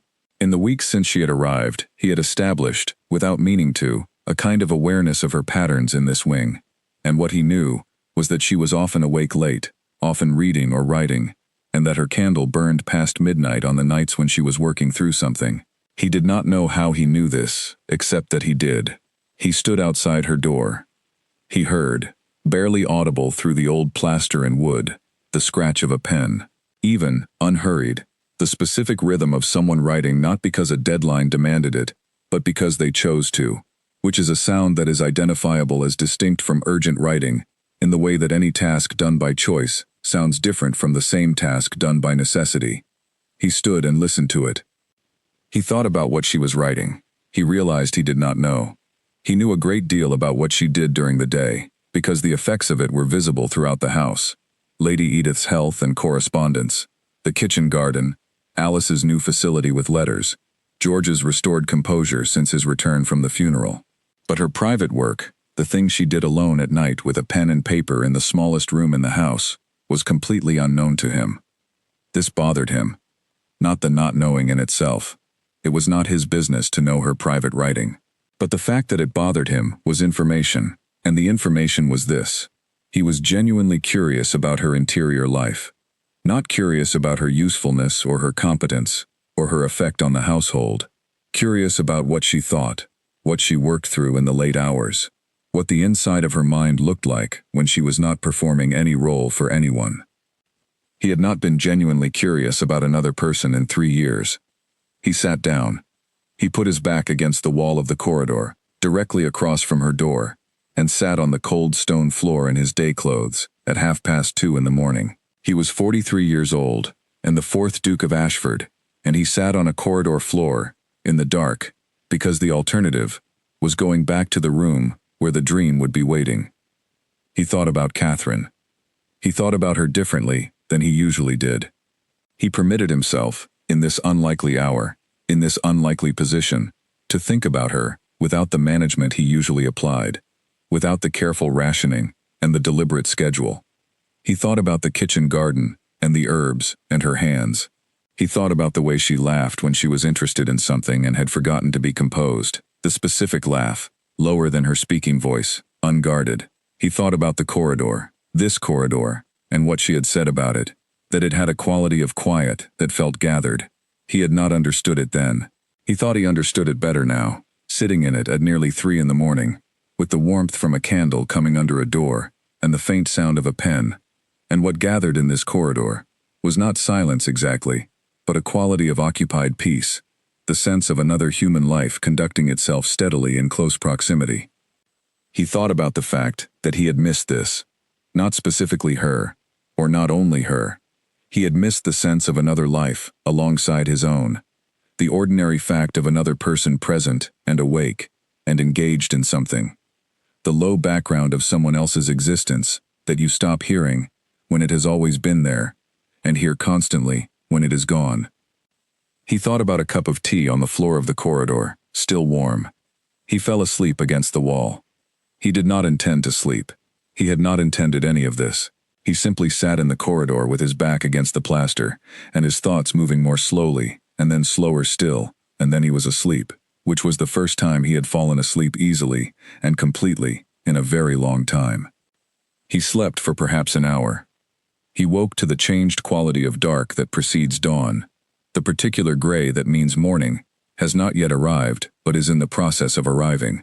He came awake gradually, which was unusual for him, and for a moment he simply existed in the corridor without quite knowing where he was, and in that moment before full awareness, he felt something that he recognized, after a moment, as the feeling of having slept somewhere he was supposed to be. Then he was fully awake and aware of where he was and how he must look. He got up. His back was stiff, his neck. The stone floor was cold, and he had been against it for an hour, and he was too old for this. He stood and adjusted his clothes and walked back through the north corridor and up the stair and to his room, where he sat on the bed as the gray outside the window became pale. He did not sleep again. He did not tell anyone. He went through his morning in the usual way, efficiently and correctly, and the only evidence of the previous night was a certain quality of inwardness that Henry noticed and attributed to the ongoing estate matters. In the late afternoon, he went to the library to find a document he had been looking for several days. He took the route through the north corridor because it was the most direct path from the east side of the house to the library. He was passing the end of the corridor when he stopped. On the floor, at the exact position in the corridor where he had been sitting the previous night, there was a cup of tea. It was sitting on a small square of folded cloth, a napkin, neatly folded, a piece of care that was also somehow a piece of courtesy, positioned at the wall where a person who had been sitting against it would have had their right hand. It was not steaming, but he crouched and put his palm near it, and it was warm. She had come out of her room in the morning and seen the depression in the corridor floor where someone had been sitting, and the specific position of it, and she had known. She had not said anything to anyone. She had not knocked to ask, or left a note, or done any of the things that would have required him to acknowledge what had happened. She had simply brought tea to the place where he had been, at the hour when he would be passing, and left it there. He picked up the cup. He held it. He was not capable, for a moment, of any kind of arranged thinking. He drank the tea. It was milky and slightly sweet, made in a way he had not had tea since before Catherine died, since before the household had arranged itself around his preference for it plain, which was a preference born not of taste, but of not wanting to require things of people. It was exactly right. He stood in the north corridor, holding an empty cup, and something shifted inside him that had been moving for some time, slowly and without announcement, and had reached, in this moment, the point where the movement was finally large enough to feel. He held the empty cup for a long time. He thought about what it meant to have someone see where you had been sitting in the dark and respond to it, not with a question or concern, or an offer of anything complicated, but with tea, placed exactly where you would find it, at the right warmth, as if the only reasonable thing to do when you learn that someone has been sitting alone in a corridor at night is to make sure they had something warm. He thought that he had not been taking care of himself in the way that this cup of tea suggested someone thought he deserved to be taken care of. He thought that he was beginning to think she was right about a great many things. He went back to his room. He sat at the window. The kitchen garden below was bare and frozen and neat in its new order, waiting for spring, the way prepared ground always waits, with the patient readiness of something that has been made ready and knows what it is ready for. He sat there for a long time. He sat in the corridor for what felt like a very long time, though time in corridors at night has an unreliable quality, stretching and compressing with the movement of thoughts rather than the movement of clocks. He sat with his back against the wall and his thoughts moving in the slow and unguarded way that thoughts move when the hour is late and the house is quiet, and the specific social mechanisms by which we manage our own thinking have relaxed their grip. He thought about what it meant that he had been coming here. He had been walking to the north corridor for weeks. Every time he told himself it was simply the route he was taking, the natural path of a nighttime walk through a house he knew.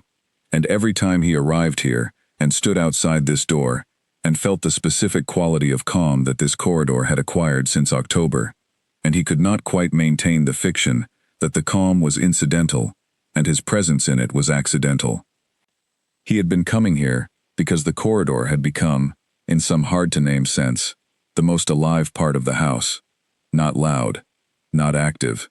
Alive, in the way that a room is when someone in it is fully present and engaged, when the occupation of a space by a human being who is genuinely there, not going through motions, not performing a function, but actually inhabiting a life, changes the quality of the air around it. He thought, I have been moving toward warmth. This was such a simple and slightly humiliating realization that he almost laughed. He had arranged an entire system of rationalization around his nighttime walks, had been very careful not to examine where the walks took him, or why, and the reality was, he had been moving toward warmth the way any cold thing does. He sat with this for a while. He thought about Catherine, and the way she had said, more than once, that he had a remarkable talent for making things more complicated than they were. He had always thought she was wrong about this, or at least overstating it. He thought perhaps she had been right. He thought about the cup of tea. He thought about what it meant to notice that someone had been sitting alone in a corridor in the dark, and to respond not with alarm or question, or anything that required the person to acknowledge what they had been doing, but simply to bring them tea and put it where they would find it. It was the most careful and specific kindness he had received in 3 years. It had asked nothing of him. It had simply been there, warm. He needed to do something about this. He did not know yet what something was. He knew only that sitting on corridor floors was not an adequate response to the situation, and that the situation required, eventually, something more direct. He fell asleep against the wall thinking about it, and slept without the dream, and woke in the early gray without the specific rawness of the nights when the dream came. And he got up and went about his morning with the particular quality of someone who has slept somewhere they were supposed to be. In the morning he sat at his window and watched the grounds come to light. He thought about what he had been doing in the corridor. He thought about the fact that he had now, on several occasions, rearranged his movements through his own house in order to be nearer to a specific room, and that this rearrangement was not accidental, and he had known it was not accidental, and had not done anything about the knowing. He thought about what Frederick had said in the kitchen garden, that something was happening.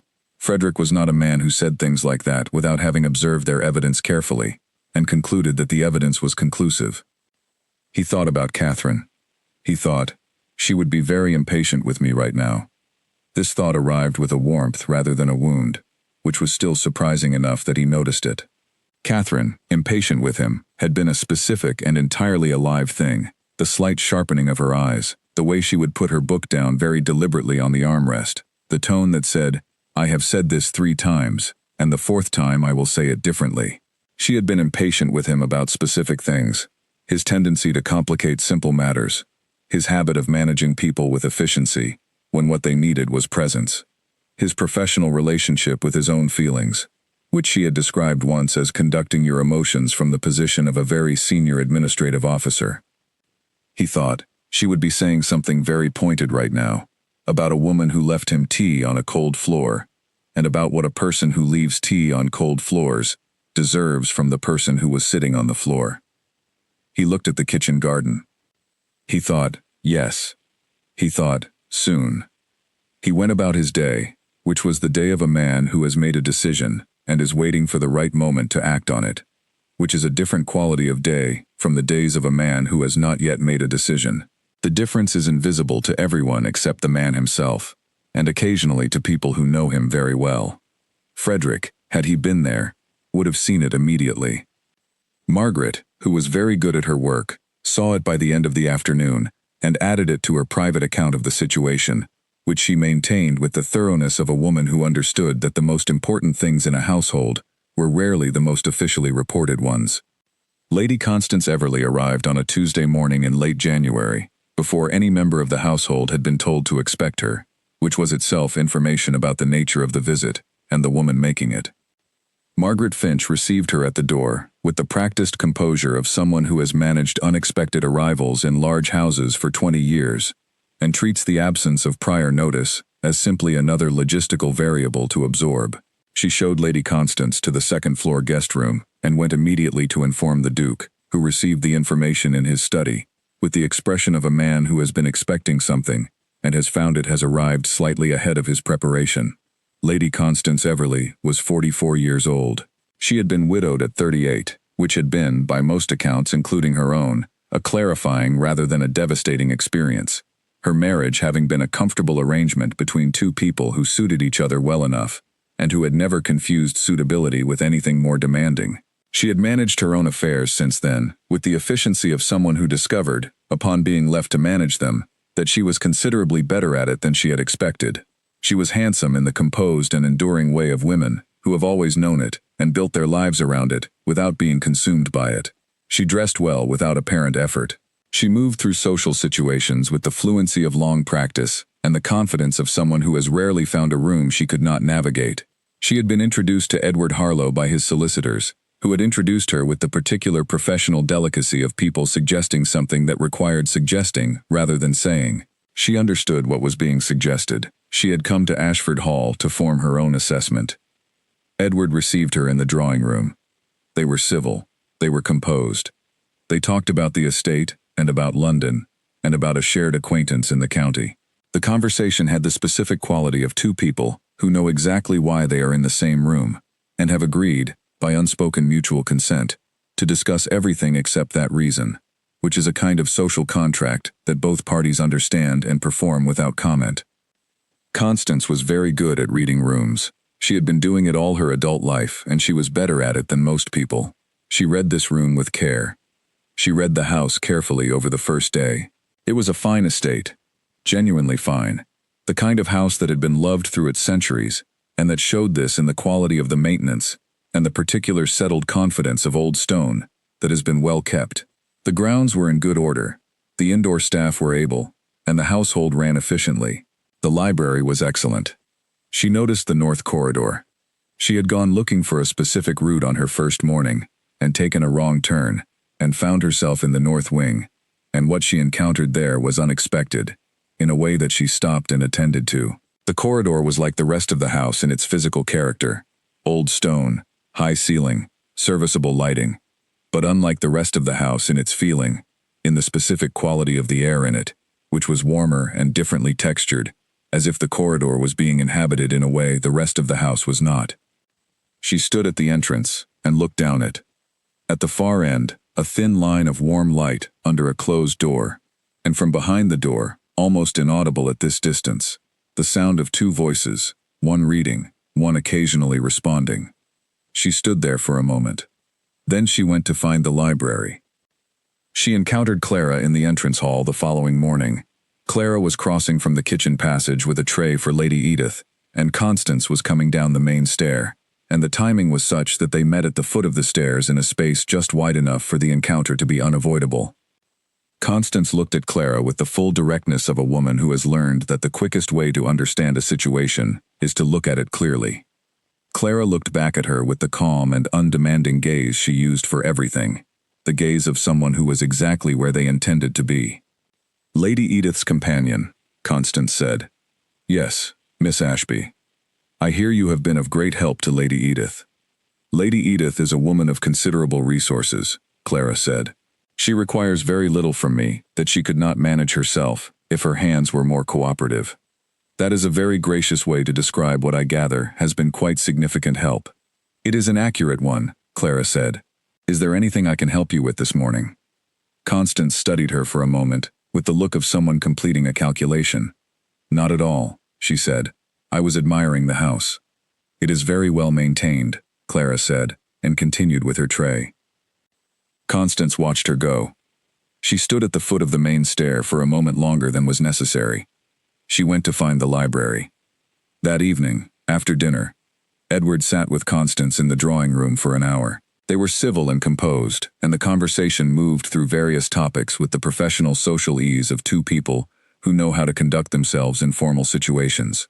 Constance was, he acknowledged to himself, an excellent companion for a drawing room. She was intelligent and well-read, and she asked good questions and listened to the answers carefully. He did not think about any of this while it was happening. His thinking was elsewhere, in a way he was becoming accustomed to not fully controlling.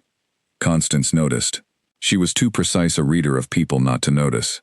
She retired at 10 o'clock, pleasantly and graciously, leaving Edward alone in the drawing room, with his thoughts and the dying fire. He sat for a while. Then he did something he had not done since October. He went to speak to Margaret at 7 in the evening the following day, and told her that the master suite had developed a damp problem, and that he would be using the guest room in the north wing until it was addressed. Margaret looked at him.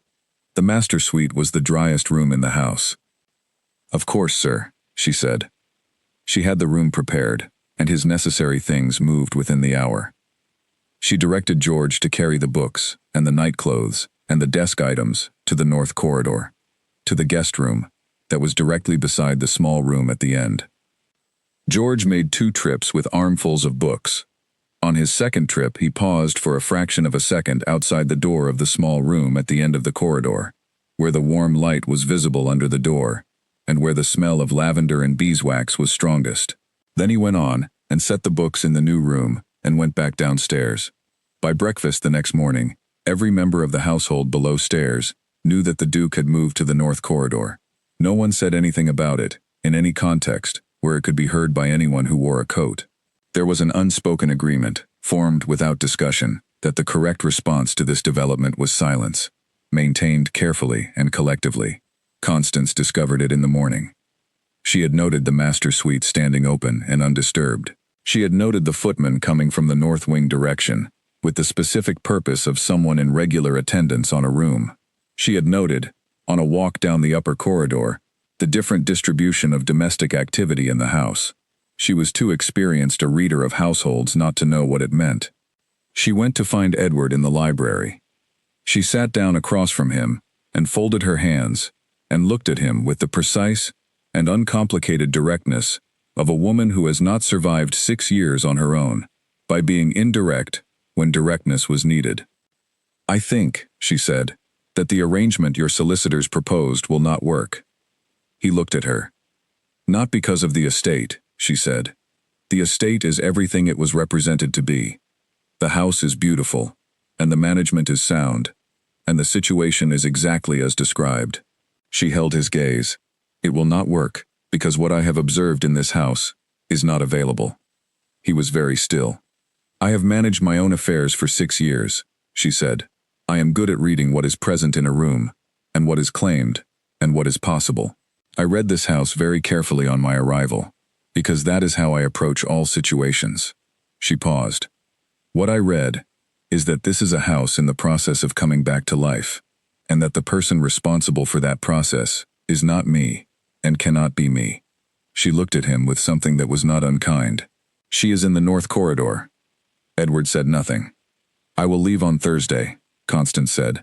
"I will communicate an appropriate explanation to your solicitors. I will not create any difficulty." She stood. "I would encourage you not to waste much more time, however. The things that are in the process of happening do not benefit from being left in process indefinitely." She looked at him one more moment. "She is quite exceptional. I suspect you know that." She left the library. Edward sat. He sat for a long time in the library, in the mid-morning light, with his hands on the arms of the chair, and the solicitor's problem still unsolved, and now one of the proposed solutions departed. And he thought about exceptional, and about the north corridor, and about a cup of tea on a cold floor. He had been moving toward something for months without naming it. He had been reorganizing himself around a fact that he had not yet stated, even privately, even in the particular language of the inner monologue that he usually kept very carefully managed. He sat in the library. He thought about stating it. That night, in the north corridor, in the small room that was not the master suite, and was not adequate for a duke, and which he had told no one the real reason for choosing, he lay on the bed and looked at the ceiling. He lay for a long time. Then he put his hand flat against the wall beside his bed. The plaster was cold. 3 knocks came from the other side. Soft, deliberate, even. 3 knocks, clear and intentional, from the room beside his. He went absolutely still. He lay with his hand against the wall. He did not knock back. Not that night. But he held his hand against the plaster for a very long time in the dark, feeling the cold of the stone through it, thinking about what was on the other side, and he thought, soon. The household was aware of all of this. This was the nature of households, which are small enclosed communities with their own information networks, their own diplomatic protocols, and their own collective intelligence about the human dramas that move through them. Margaret knew, because she was Margaret, and knew everything. George knew, because he had been paying close attention since the day his leave had been arranged. Alice knew, because Grace had told her, and Grace had told her with the specific expression Grace used when conveying information that she considered important. Mrs. Dyer knew because Mrs. Dyer's kitchen was the central node through which most of the house's actual emotional life passed, whatever the drawing rooms might imagine. What they knew was this: the Duke had moved to the North Corridor. The North Corridor was where Miss Ashby lived. The master suite was not damp. None of them said any of this to any of the others directly, because there was no need. They simply knew, and the knowing shaped the small decisions of the day in the way that knowledge always shapes decisions, even when it is not stated. George brought the Duke's tea to the North Corridor in the morning, without being told to change the delivery route. Margaret arranged the corridor cleaning schedule, so that the north wing was attended first, which meant the corridor was warm, and aired early in the day. Mrs. Dyer sent up a slightly better quality of evening tea than the standard arrangement called for. Alice placed the fresh flowers from the greenhouse, which she had been tasked with distributing through the house, in the north corridor first before the drawing room. These were small things. They were also not small things. They were the household doing what households do when they understand that something important is developing in their walls, which is to make the conditions for it as favorable as possible, quietly and without being asked. Constance Everly observed all of this. She was too careful a reader of environments not to observe it. She sat with it for a day and a half before she went to the library. She found Edward there, and sat down across from him, and looked at him with the calm and composed directness that was her best quality. "I want to be honest with you," she said, "because I think it is the more respectful approach, and because I have found honesty to be more efficient than its alternatives." He looked at her. She told him what she had observed, and what she had concluded, and what she intended to do about it. She stood to leave, and then stopped. "For what it is worth," she said, "from someone with no stake in the outcome, the thing that is in the North Corridor is not something that can be replaced by anything else. I have been in enough houses and enough situations to know the difference between something that is ordinary and something that is not." She looked at him steadily. "She is not ordinary, and neither is what she has done to this house, and to you, from what I can observe." She paused. "I hope you are not going to let it go unadministered." She left. Edward sat in the library for a long time. He sat in the North Corridor room and thought about what Constance had said. He thought about the word exceptional. He had not needed Constance to tell him this, which was perhaps why hearing her say it had landed differently than anything he might have said to himself. He knew it. He had known it since the first time Clara had stood in front of his desk and spoken to him without adjustment or softening, with the specific clarity of someone who has nothing to prove and is therefore simply honest. He had known it from the cup of tea on the floor. He had known it from the kitchen garden, and the letter for Edith, and the way she said George's name when she thanked him for carrying a rug upstairs, with the quality of address that says, "I see you specifically, and not just your function." He had known. He had been managing what he knew, with the same administrative competence he brought to the estate accounts, keeping it in a separate column, reviewing it at intervals, noting its implications, and deferring the decision about what to do with it, on the grounds that the timing was not yet right. He thought, the timing is not becoming more right. He thought about the Edinburgh letter. He had not seen it, but he knew it existed, because Margaret had told him, with the particular care she used when telling him things she thought mattered, and he had said nothing, because he had not yet decided what to say, which was the same position he had been in for months. He thought about Constance's last sentence, "I hope you are not going to let it go unadministered." This was, he thought, the most useful piece of advice he had received in some time. It was the language of the thing he understood most, which was administration, and it was true. There was a situation that required administration, and he had been deferring the administration.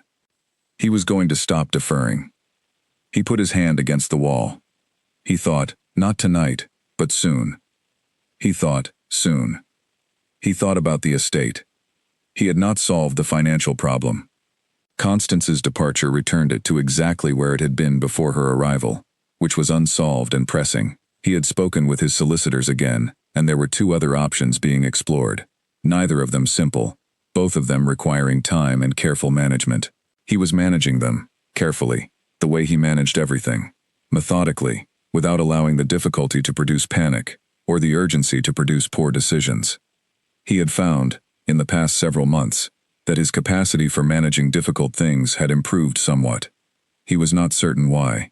He had a theory, which was that the specific quality of difficulty he had been managing for 3 years, the grief, the silence, the systematic dismantling of everything that made the house alive, had been a harder problem than the estate finances, and that having managed it, however imperfectly, he was in better shape for other problems. He thought the theory was partially correct, and partially a way of not saying the real thing, which was that something in the North Corridor had restored to him the sense that problems were solvable, and this sense was more useful than any specific solution. He lay in the small room beside the wall and let this settle. Outside, the wind was beginning to build again. He could hear it against the north face of the house, starting low and rising, the particular sound of another storm considering its approach. The windows of the North Corridor were the first to respond, their old frames trembling at the first serious gusts. He put his hand against the wall. He lay there listening to the wind build. The storm came in faster than Walter had predicted, and Walter had been reading this particular stretch of sky for 40 years. He had said at lunch that it would stay north of them. By 5 in the afternoon, the clouds had come down another 200 feet, and the wind had shifted to carry the specific cold that moves ahead of something serious. And by 7, the first walls of rain had arrived against the north face of Ashford Hall, with the sound of something that means business. The household responded the way a well-run old house responds to a storm, with the practiced competence of people who have managed the same situation many times before. Fires were built higher. The attic hatch was checked and secured. The outbuildings were confirmed closed. Walter appeared at the kitchen door at 8 o'clock, soaked from the short walk from the outbuilding to the house, to report that the south boundary wall had a section that he did not like the look of and would need attention in the morning.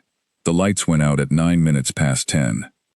The house went entirely dark all at once, the way only very old houses go dark when the power fails, with a completeness that modern buildings never quite achieve. For a moment there was nothing but the sound of the storm, and the voices of people who had been mid-sentence when the dark came, stopped and slightly disoriented. Then Margaret's voice from the kitchen passage, perfectly level, directing people to the candle boxes that were kept in 3 specific locations for exactly this circumstance. Drawers were opened. Matches were struck. The house began to relight itself from its own small resources, candle by candle. Clara had been with Lady Edith since 9 o'clock. She had gone up early, because she had seen the storm coming all day, felt it building in the pressure of the air and the restlessness of the light, and she had known that Lady Edith, who was 68, and lived largely in her own company, and who found the large external world most threatening when it forced itself through walls and windows, would be unsettled by the night ahead. She had been right. Edith had tried to read and set the book down. She had tried to work on a letter and abandoned it at the second line. She had allowed Clara to read to her, which had helped somewhat, and she was beginning to settle into it when the lights went out and the room became suddenly and completely dark. Clara had the matches from her apron pocket and the 2 candles on the mantelpiece lit before the old woman had fully registered what had happened. "There," she said. Edith's hands, which had tightened on the chair arms, released. "The generator," she said. "Margaret will have it sorted. A few minutes." "I know," Edith said. She did not say what she was afraid of, because she was a woman who had been managing her fears with dignity for 68 years and was not going to stop now. But she was afraid of the dark in the particular way that old people who live alone in large houses sometimes are, which is not really the dark itself, but the feeling of being alone in it. "The candles are sufficient," Clara said, pulling her chair closer to Edith's. "And the storm sounds worse than it is." "Does it?" "Old stone is very good in storms. The house has managed considerably worse than this, for considerably longer than either of us has been in it." This was true, and Edith knew it, and having it stated plainly was the kind of thing that helped. She was not a woman who needed comfort of the sentimental variety. She needed things stated plainly and correctly. Clara read for another hour and 20 minutes, until the storm had passed its loudest phase, and the lightning had moved to a distance where the gap between flash and thunder was long enough to be reassuring, and until the generator had been restored, and until Edith's hands had stopped their extra trembling, and her breathing had become the breathing of someone who has decided to sleep, whether the conditions are ideal or not. Clara helped her to the bed, because the cold had made the old woman's bones ache, and she said so without self-pity, which was her way. She laid the extra blanket, and left 1 candle burning safely on the mantelpiece, where it could not be knocked, and would go out on its own when it burned down. She took the other candle, and went out into the corridor. The corridor was very dark. The generator had restored the main house, but not yet the north wing, which ran on a different circuit, and the corridor was navigable only by candle, and by the brief white instance of lightning coming through the landing window. Clara kept her right hand on the wall and moved carefully. The storm was loudest here. The windows in the north wing were old and single-glazed, and the frames were original, and what that meant in a serious storm was that each gust produced a sustained trembling in the glass, a shaking that was audible and felt, the wall vibrating faintly under her hand. She reached the north corridor and went to her room. Inside, she lit the second candle from the first and set both on the table. The room became gold and small and complete, a closed world of warm light in the middle of all the noise outside. She sat at the table. The curtain moved in the draft from under the door even with the window latched, because old stone houses breathe around every frame, and no latch keeps all of a storm's energy out. She sat and listened. The rain was horizontal in the strongest gusts, audible on the glass as a continuous driven sound. Lightning lit the room white for half a second every few minutes, turning everything sharp and monochrome before the dark returned. She had always found storms interesting, rather than frightening. The specific drama of weather that is doing something significant, the sense of being inside, while something enormous works itself out outside. She found it clarifying, in the way that any very large thing puts smaller things in proportion. She was thinking about Constance Everly, who had left that morning. She was thinking about what it meant that the Duke had moved to the North Corridor. She was thinking about several things that she had been careful, for weeks, to think about only in the abstract and at a distance, because thinking about them directly required a clarity about her own situation that she had not been quite ready to have.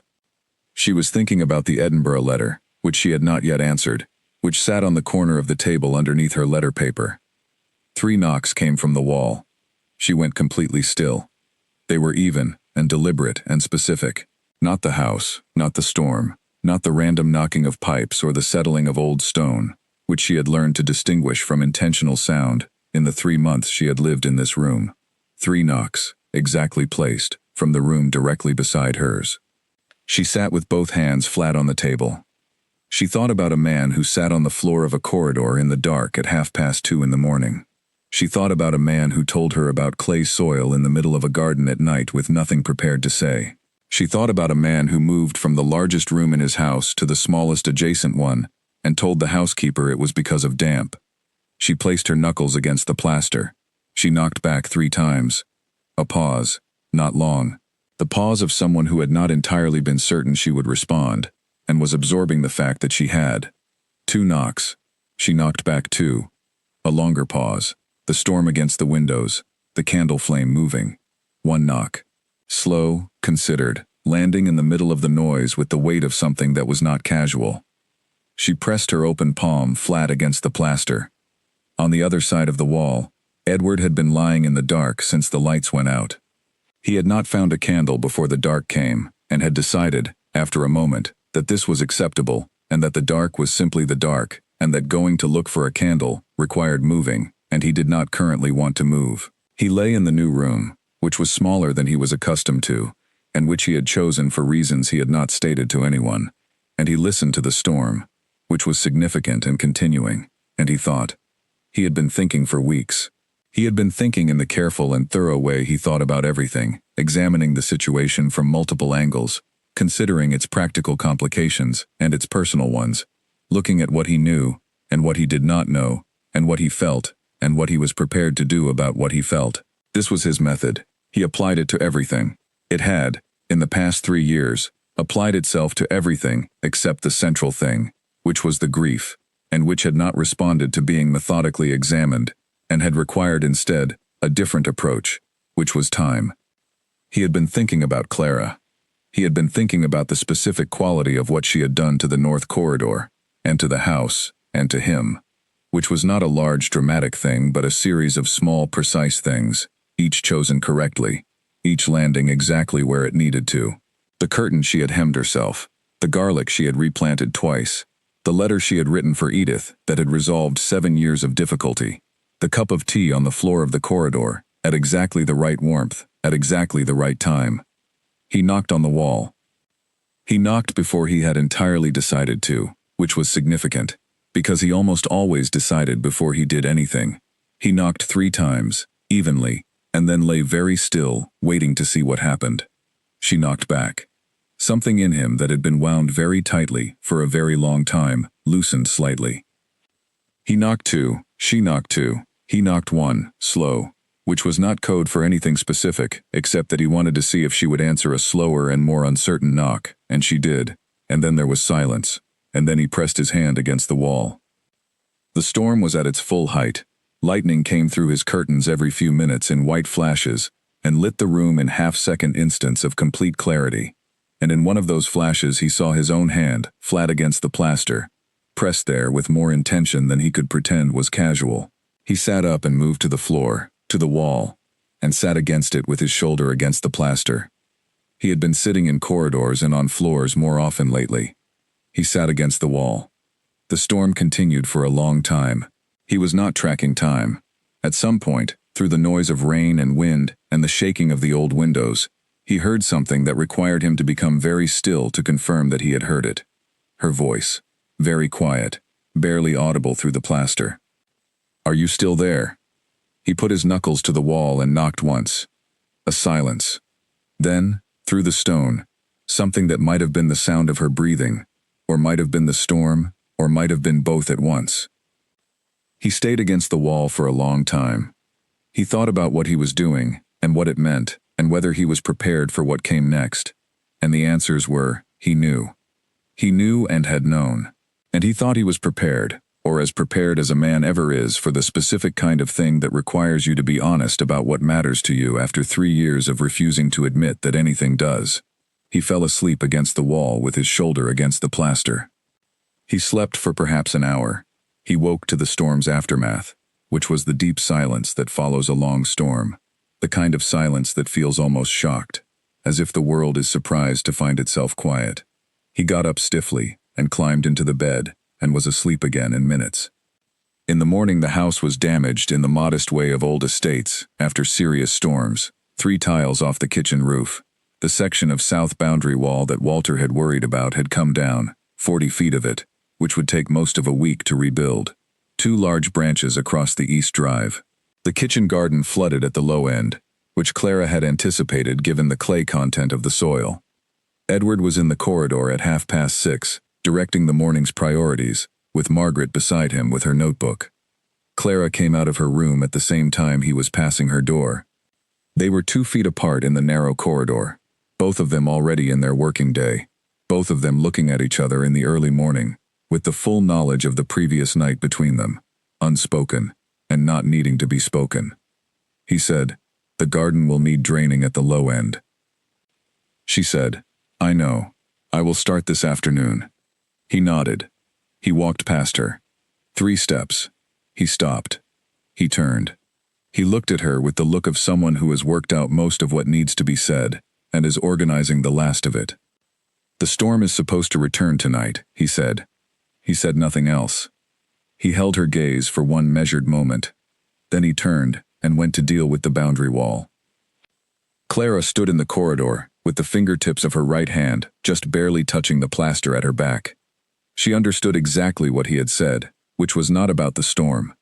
Tonight, she thought, and the word had a shape and a weight that were entirely new. She went to assess the flooding in the kitchen garden, and she worked through the morning, with full attention on the work, and she was efficient and useful and present, and under all of it, something had shifted that she was no longer going to spend energy pretending had not. She stood in the kitchen garden in the morning after the storm and looked at the damage. The flooding at the low end had been as expected, and she had already thought through the drainage solution. The garlic rows had survived intact, because garlic planted in good ground and at the right depth survives most of what winter can produce. The markers she had set deeper and sturdier after the earlier destruction were all in place. She stayed in the garden longer than strictly necessary, because the morning after a storm has a specific quality that she found valuable, which is the quality of things that have been tested and held.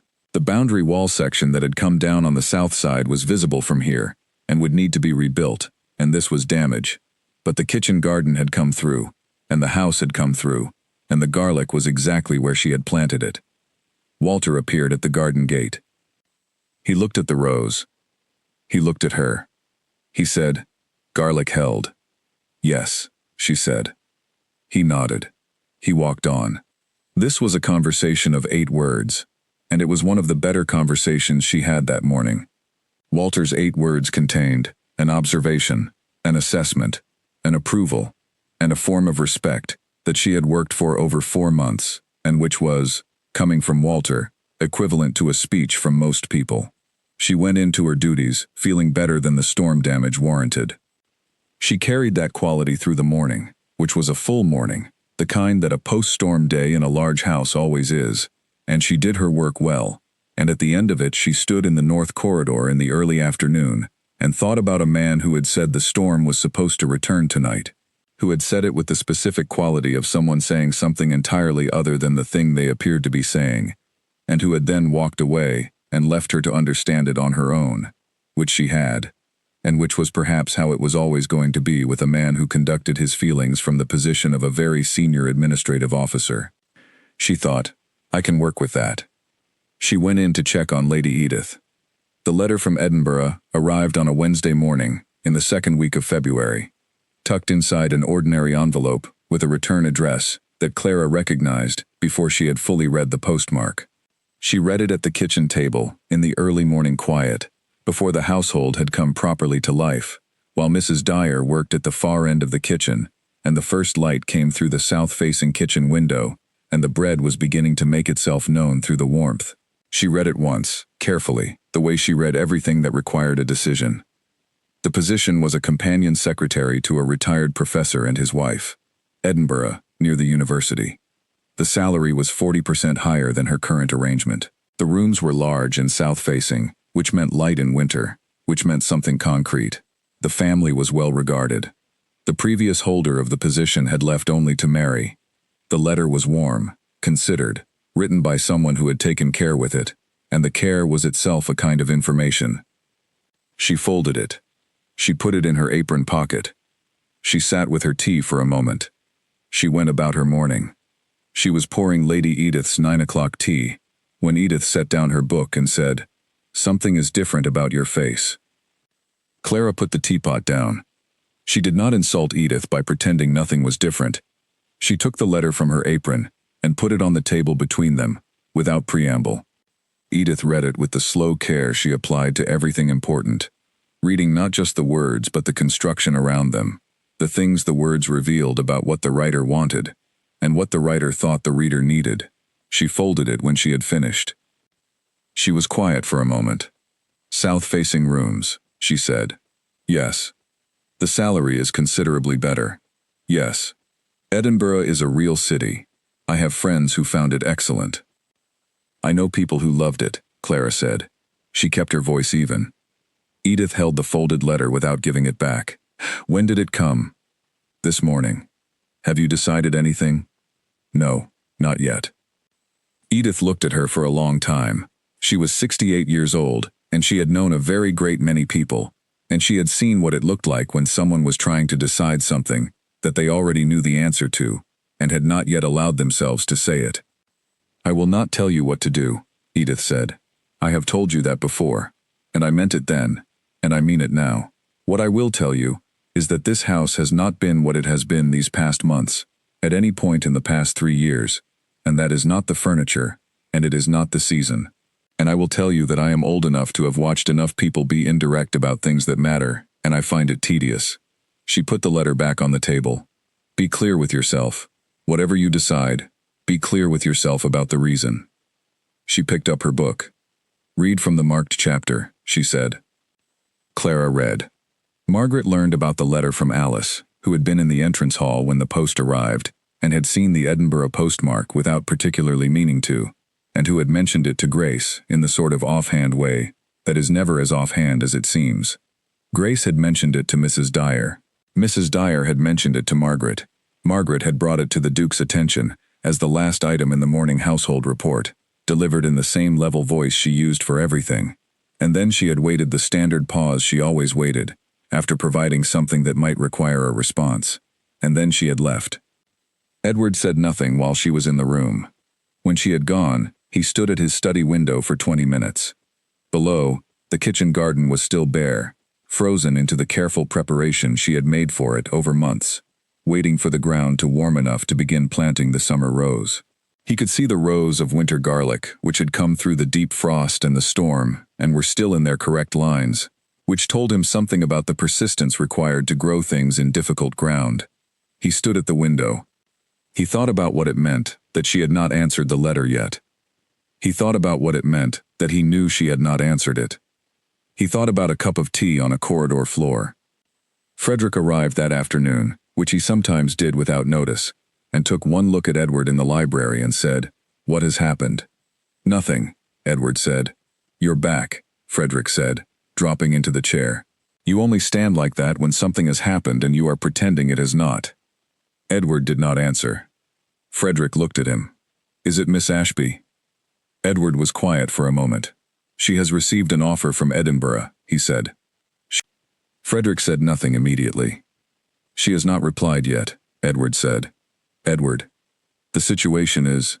Edward. Frederick's voice was patient and final. I have been watching this for 4 months. You sat on the floor of a corridor in the night. You moved yourself from the master suite to the room beside hers, and told Margaret it was damp. You knocked on a shared wall in a storm. You walked into her kitchen garden at night, with nothing prepared to say, and told her about clay soil. He paused. I have never in 20 years of friendship seen you do a single impulsive thing. You have done all of these impulsive things in the past 3 months, and now a letter from Edinburgh has arrived, and you are standing at a library window pretending to be composed, and what you are actually doing is deciding whether to be afraid of this or whether to be honest about it. Edward looked at him.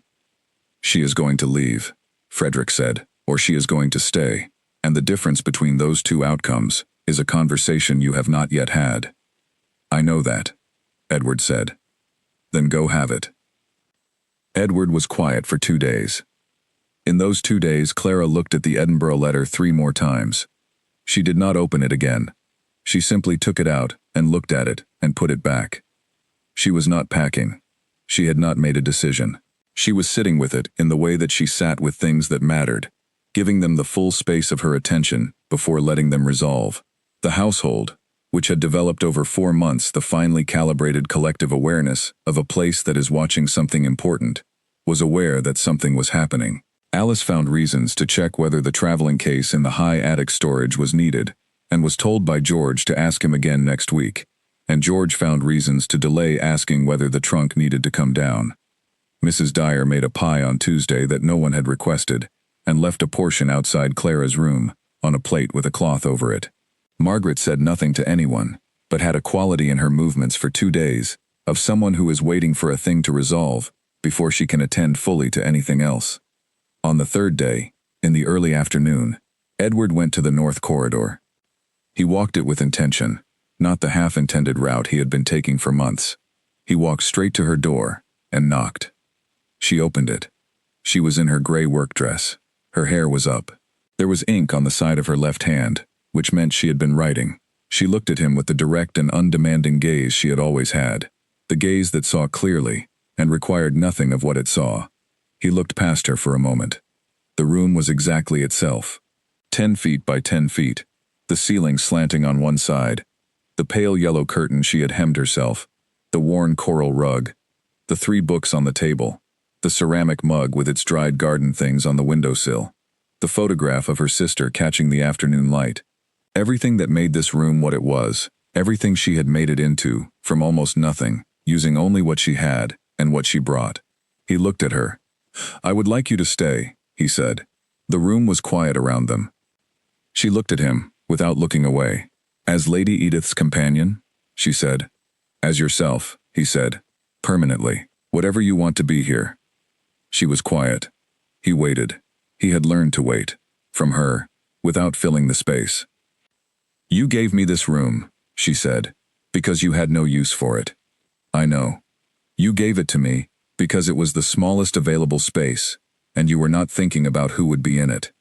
I know that too, he said. And I stayed in it, she said, because I have always been able to take what is given and make it into what is needed. That is not a complaint, and it is not a virtue. It is simply who I am. I have never needed a great deal to begin with. He listened. I have made this room, she said, into something good. Not because it was a good room to begin with, because I chose to make it one. Every morning, when I woke up and it was still small and cold, and the ceiling was dripping into a tin bowl, I chose to make it good anyway. She met his eyes. I am telling you this, not because I want you to apologize for the room. I am telling you so that you understand what you are asking me to stay for. Not because the circumstances have finally become adequate, because I chose to make them so, and I am still choosing. I know what I am asking, he said. What are you asking? She said. It was a direct question, asked directly, in the way she asked everything, and he had known it was coming, and had prepared for it, and found, in this moment, that his preparation was less than what was needed, and that what was needed was simply the truth, stated plainly. I am asking you not to go to Edinburgh, he said. I am asking you to stay in this room, and in this house, and to continue being what you have been in it, which is the person who knows what it needs before anyone else has thought to ask. He paused. I am asking you, because this house is a different house than it was in October, and because I am a different person than I was in October, and because those two facts are connected, and because it appears I require your presence to continue being this particular version of myself. She was very still. He had said more than he had said to anyone in 3 years. She looked at him. She looked at him the way she looked at the kitchen garden in the mornings, which was with full and unobstructed attention, not looking for anything specific, simply seeing what was there. I don't need a bigger room, she said, at last. He waited. I have been offered a bigger room, she said, several times in the past few years. Positions with better pay and more space and more light. I have always stayed in the small rooms, because the small rooms were where I was needed, and I have always made the small rooms into something worth staying in. She looked past him at the corridor, at the 2 doors, at the strip of afternoon light lying between them on the floor. You gave me the smallest room in your house. I made it bright. And then you moved into the room beside it. Yes, he said. She looked at him. Ask me directly, she said. He stood in the doorway of the smallest room in Ashford Hall, in the north corridor, in the afternoon light of a February that was beginning, barely, to soften toward spring, and he said, Will you stay? She looked at him for a long moment. She looked at the kitchen garden below her window, the careful Rose waiting for the ground to warm. She looked at Rose's photograph on the windowsill. She looked at the curtain moving in the draft. She looked at the mug with its dried things. Yes, she said. He stood in the doorway a moment longer than was strictly required. Thank you, he said. He went back to his room, and sat on the edge of the bed, and put his hands on his knees, and breathed. And the north corridor around him was quiet, with a quality of quiet he recognized, which was the gathered kind, the held breath kind, the kind that has something alive in it. In the evening, one knock came through the wall. He reached over and knocked back once. He sat for a while longer. He thought about Frederick, who would be unbearably satisfied. He thought about Edith, who had known this before either of them had admitted it, and had been waiting with the patience of a woman who has lived long enough to know that important things move at their own pace. He thought about George and Alice, and Mrs. Dyer, and Margaret and Walter, who had each, in their own small way, been part of this, without being told they were. He thought about Catherine. He thought about her with the particular quality that had been developing since October, less tearing and more clear, less the feeling of touching something painful, and more the feeling of touching something real. He thought about the kitchen garden and what she had said about it, and about this corridor, and what she had said about that. He thought that she had known something about warmth, and where to find it, and how to make it, and that she had tried to show him, and he had been slow to learn, and that he was, finally, learning. He thought that she would have liked Clara. He sat in the small room in the north corridor, and thought this for a long time, and it was not a sad thought. In the morning, the Edinburgh letter was still on Clara's small desk, unopened and unanswered. She wrote the reply that morning, before she went to Edith, with the brevity she used for things that were decided. She thanked them for the offer. She expressed genuine regret that her circumstances prevented her from accepting. She wished them success in finding someone well-suited. She sealed it. She put it with the post. She stood at her window and looked at the kitchen garden below, which was beginning, in the very early and tentative way of February, in England, to show the first signs of what the ground might do given a little more time and warmth.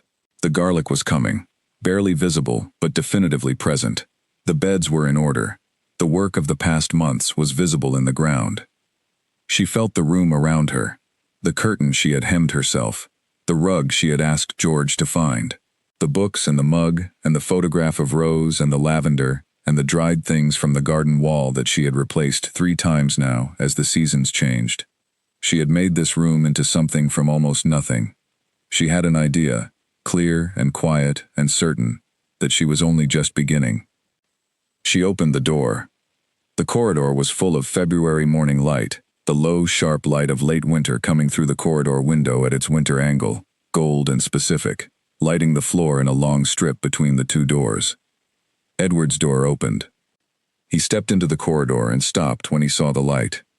They stood in it, both of them, in the narrow corridor, in the morning. He looked at her. She looked at him. There was nothing that needed saying. They went about their day, and the day was full of the ordinary things that ordinary days in a large house are full of, and under all of it was the knowledge that something had been decided, and that the deciding was sound, and that what came next, whatever complications and negotiations and practical arrangements it would require, would be built on ground that had been properly prepared. That evening, when the house settled and both rooms in the north corridor were lit from within, both doors were left open. Not all the way, just the inch that Clara had always left hers open, the inch that let warmth out without letting all the cold in, the inch that had been, for months, how the corridor knew there was someone home in the small room at the end. Now both doors were open that inch. The light from both fell into the corridor between them and met there on the floor. Two separate warm lights finding each other in the narrow space, and becoming, without difficulty, one long glow. The kind of light that spreads because nothing is standing in the way of it. The kind that fills whatever room it is given, however small, and makes of it something more than enough. The kind that stays.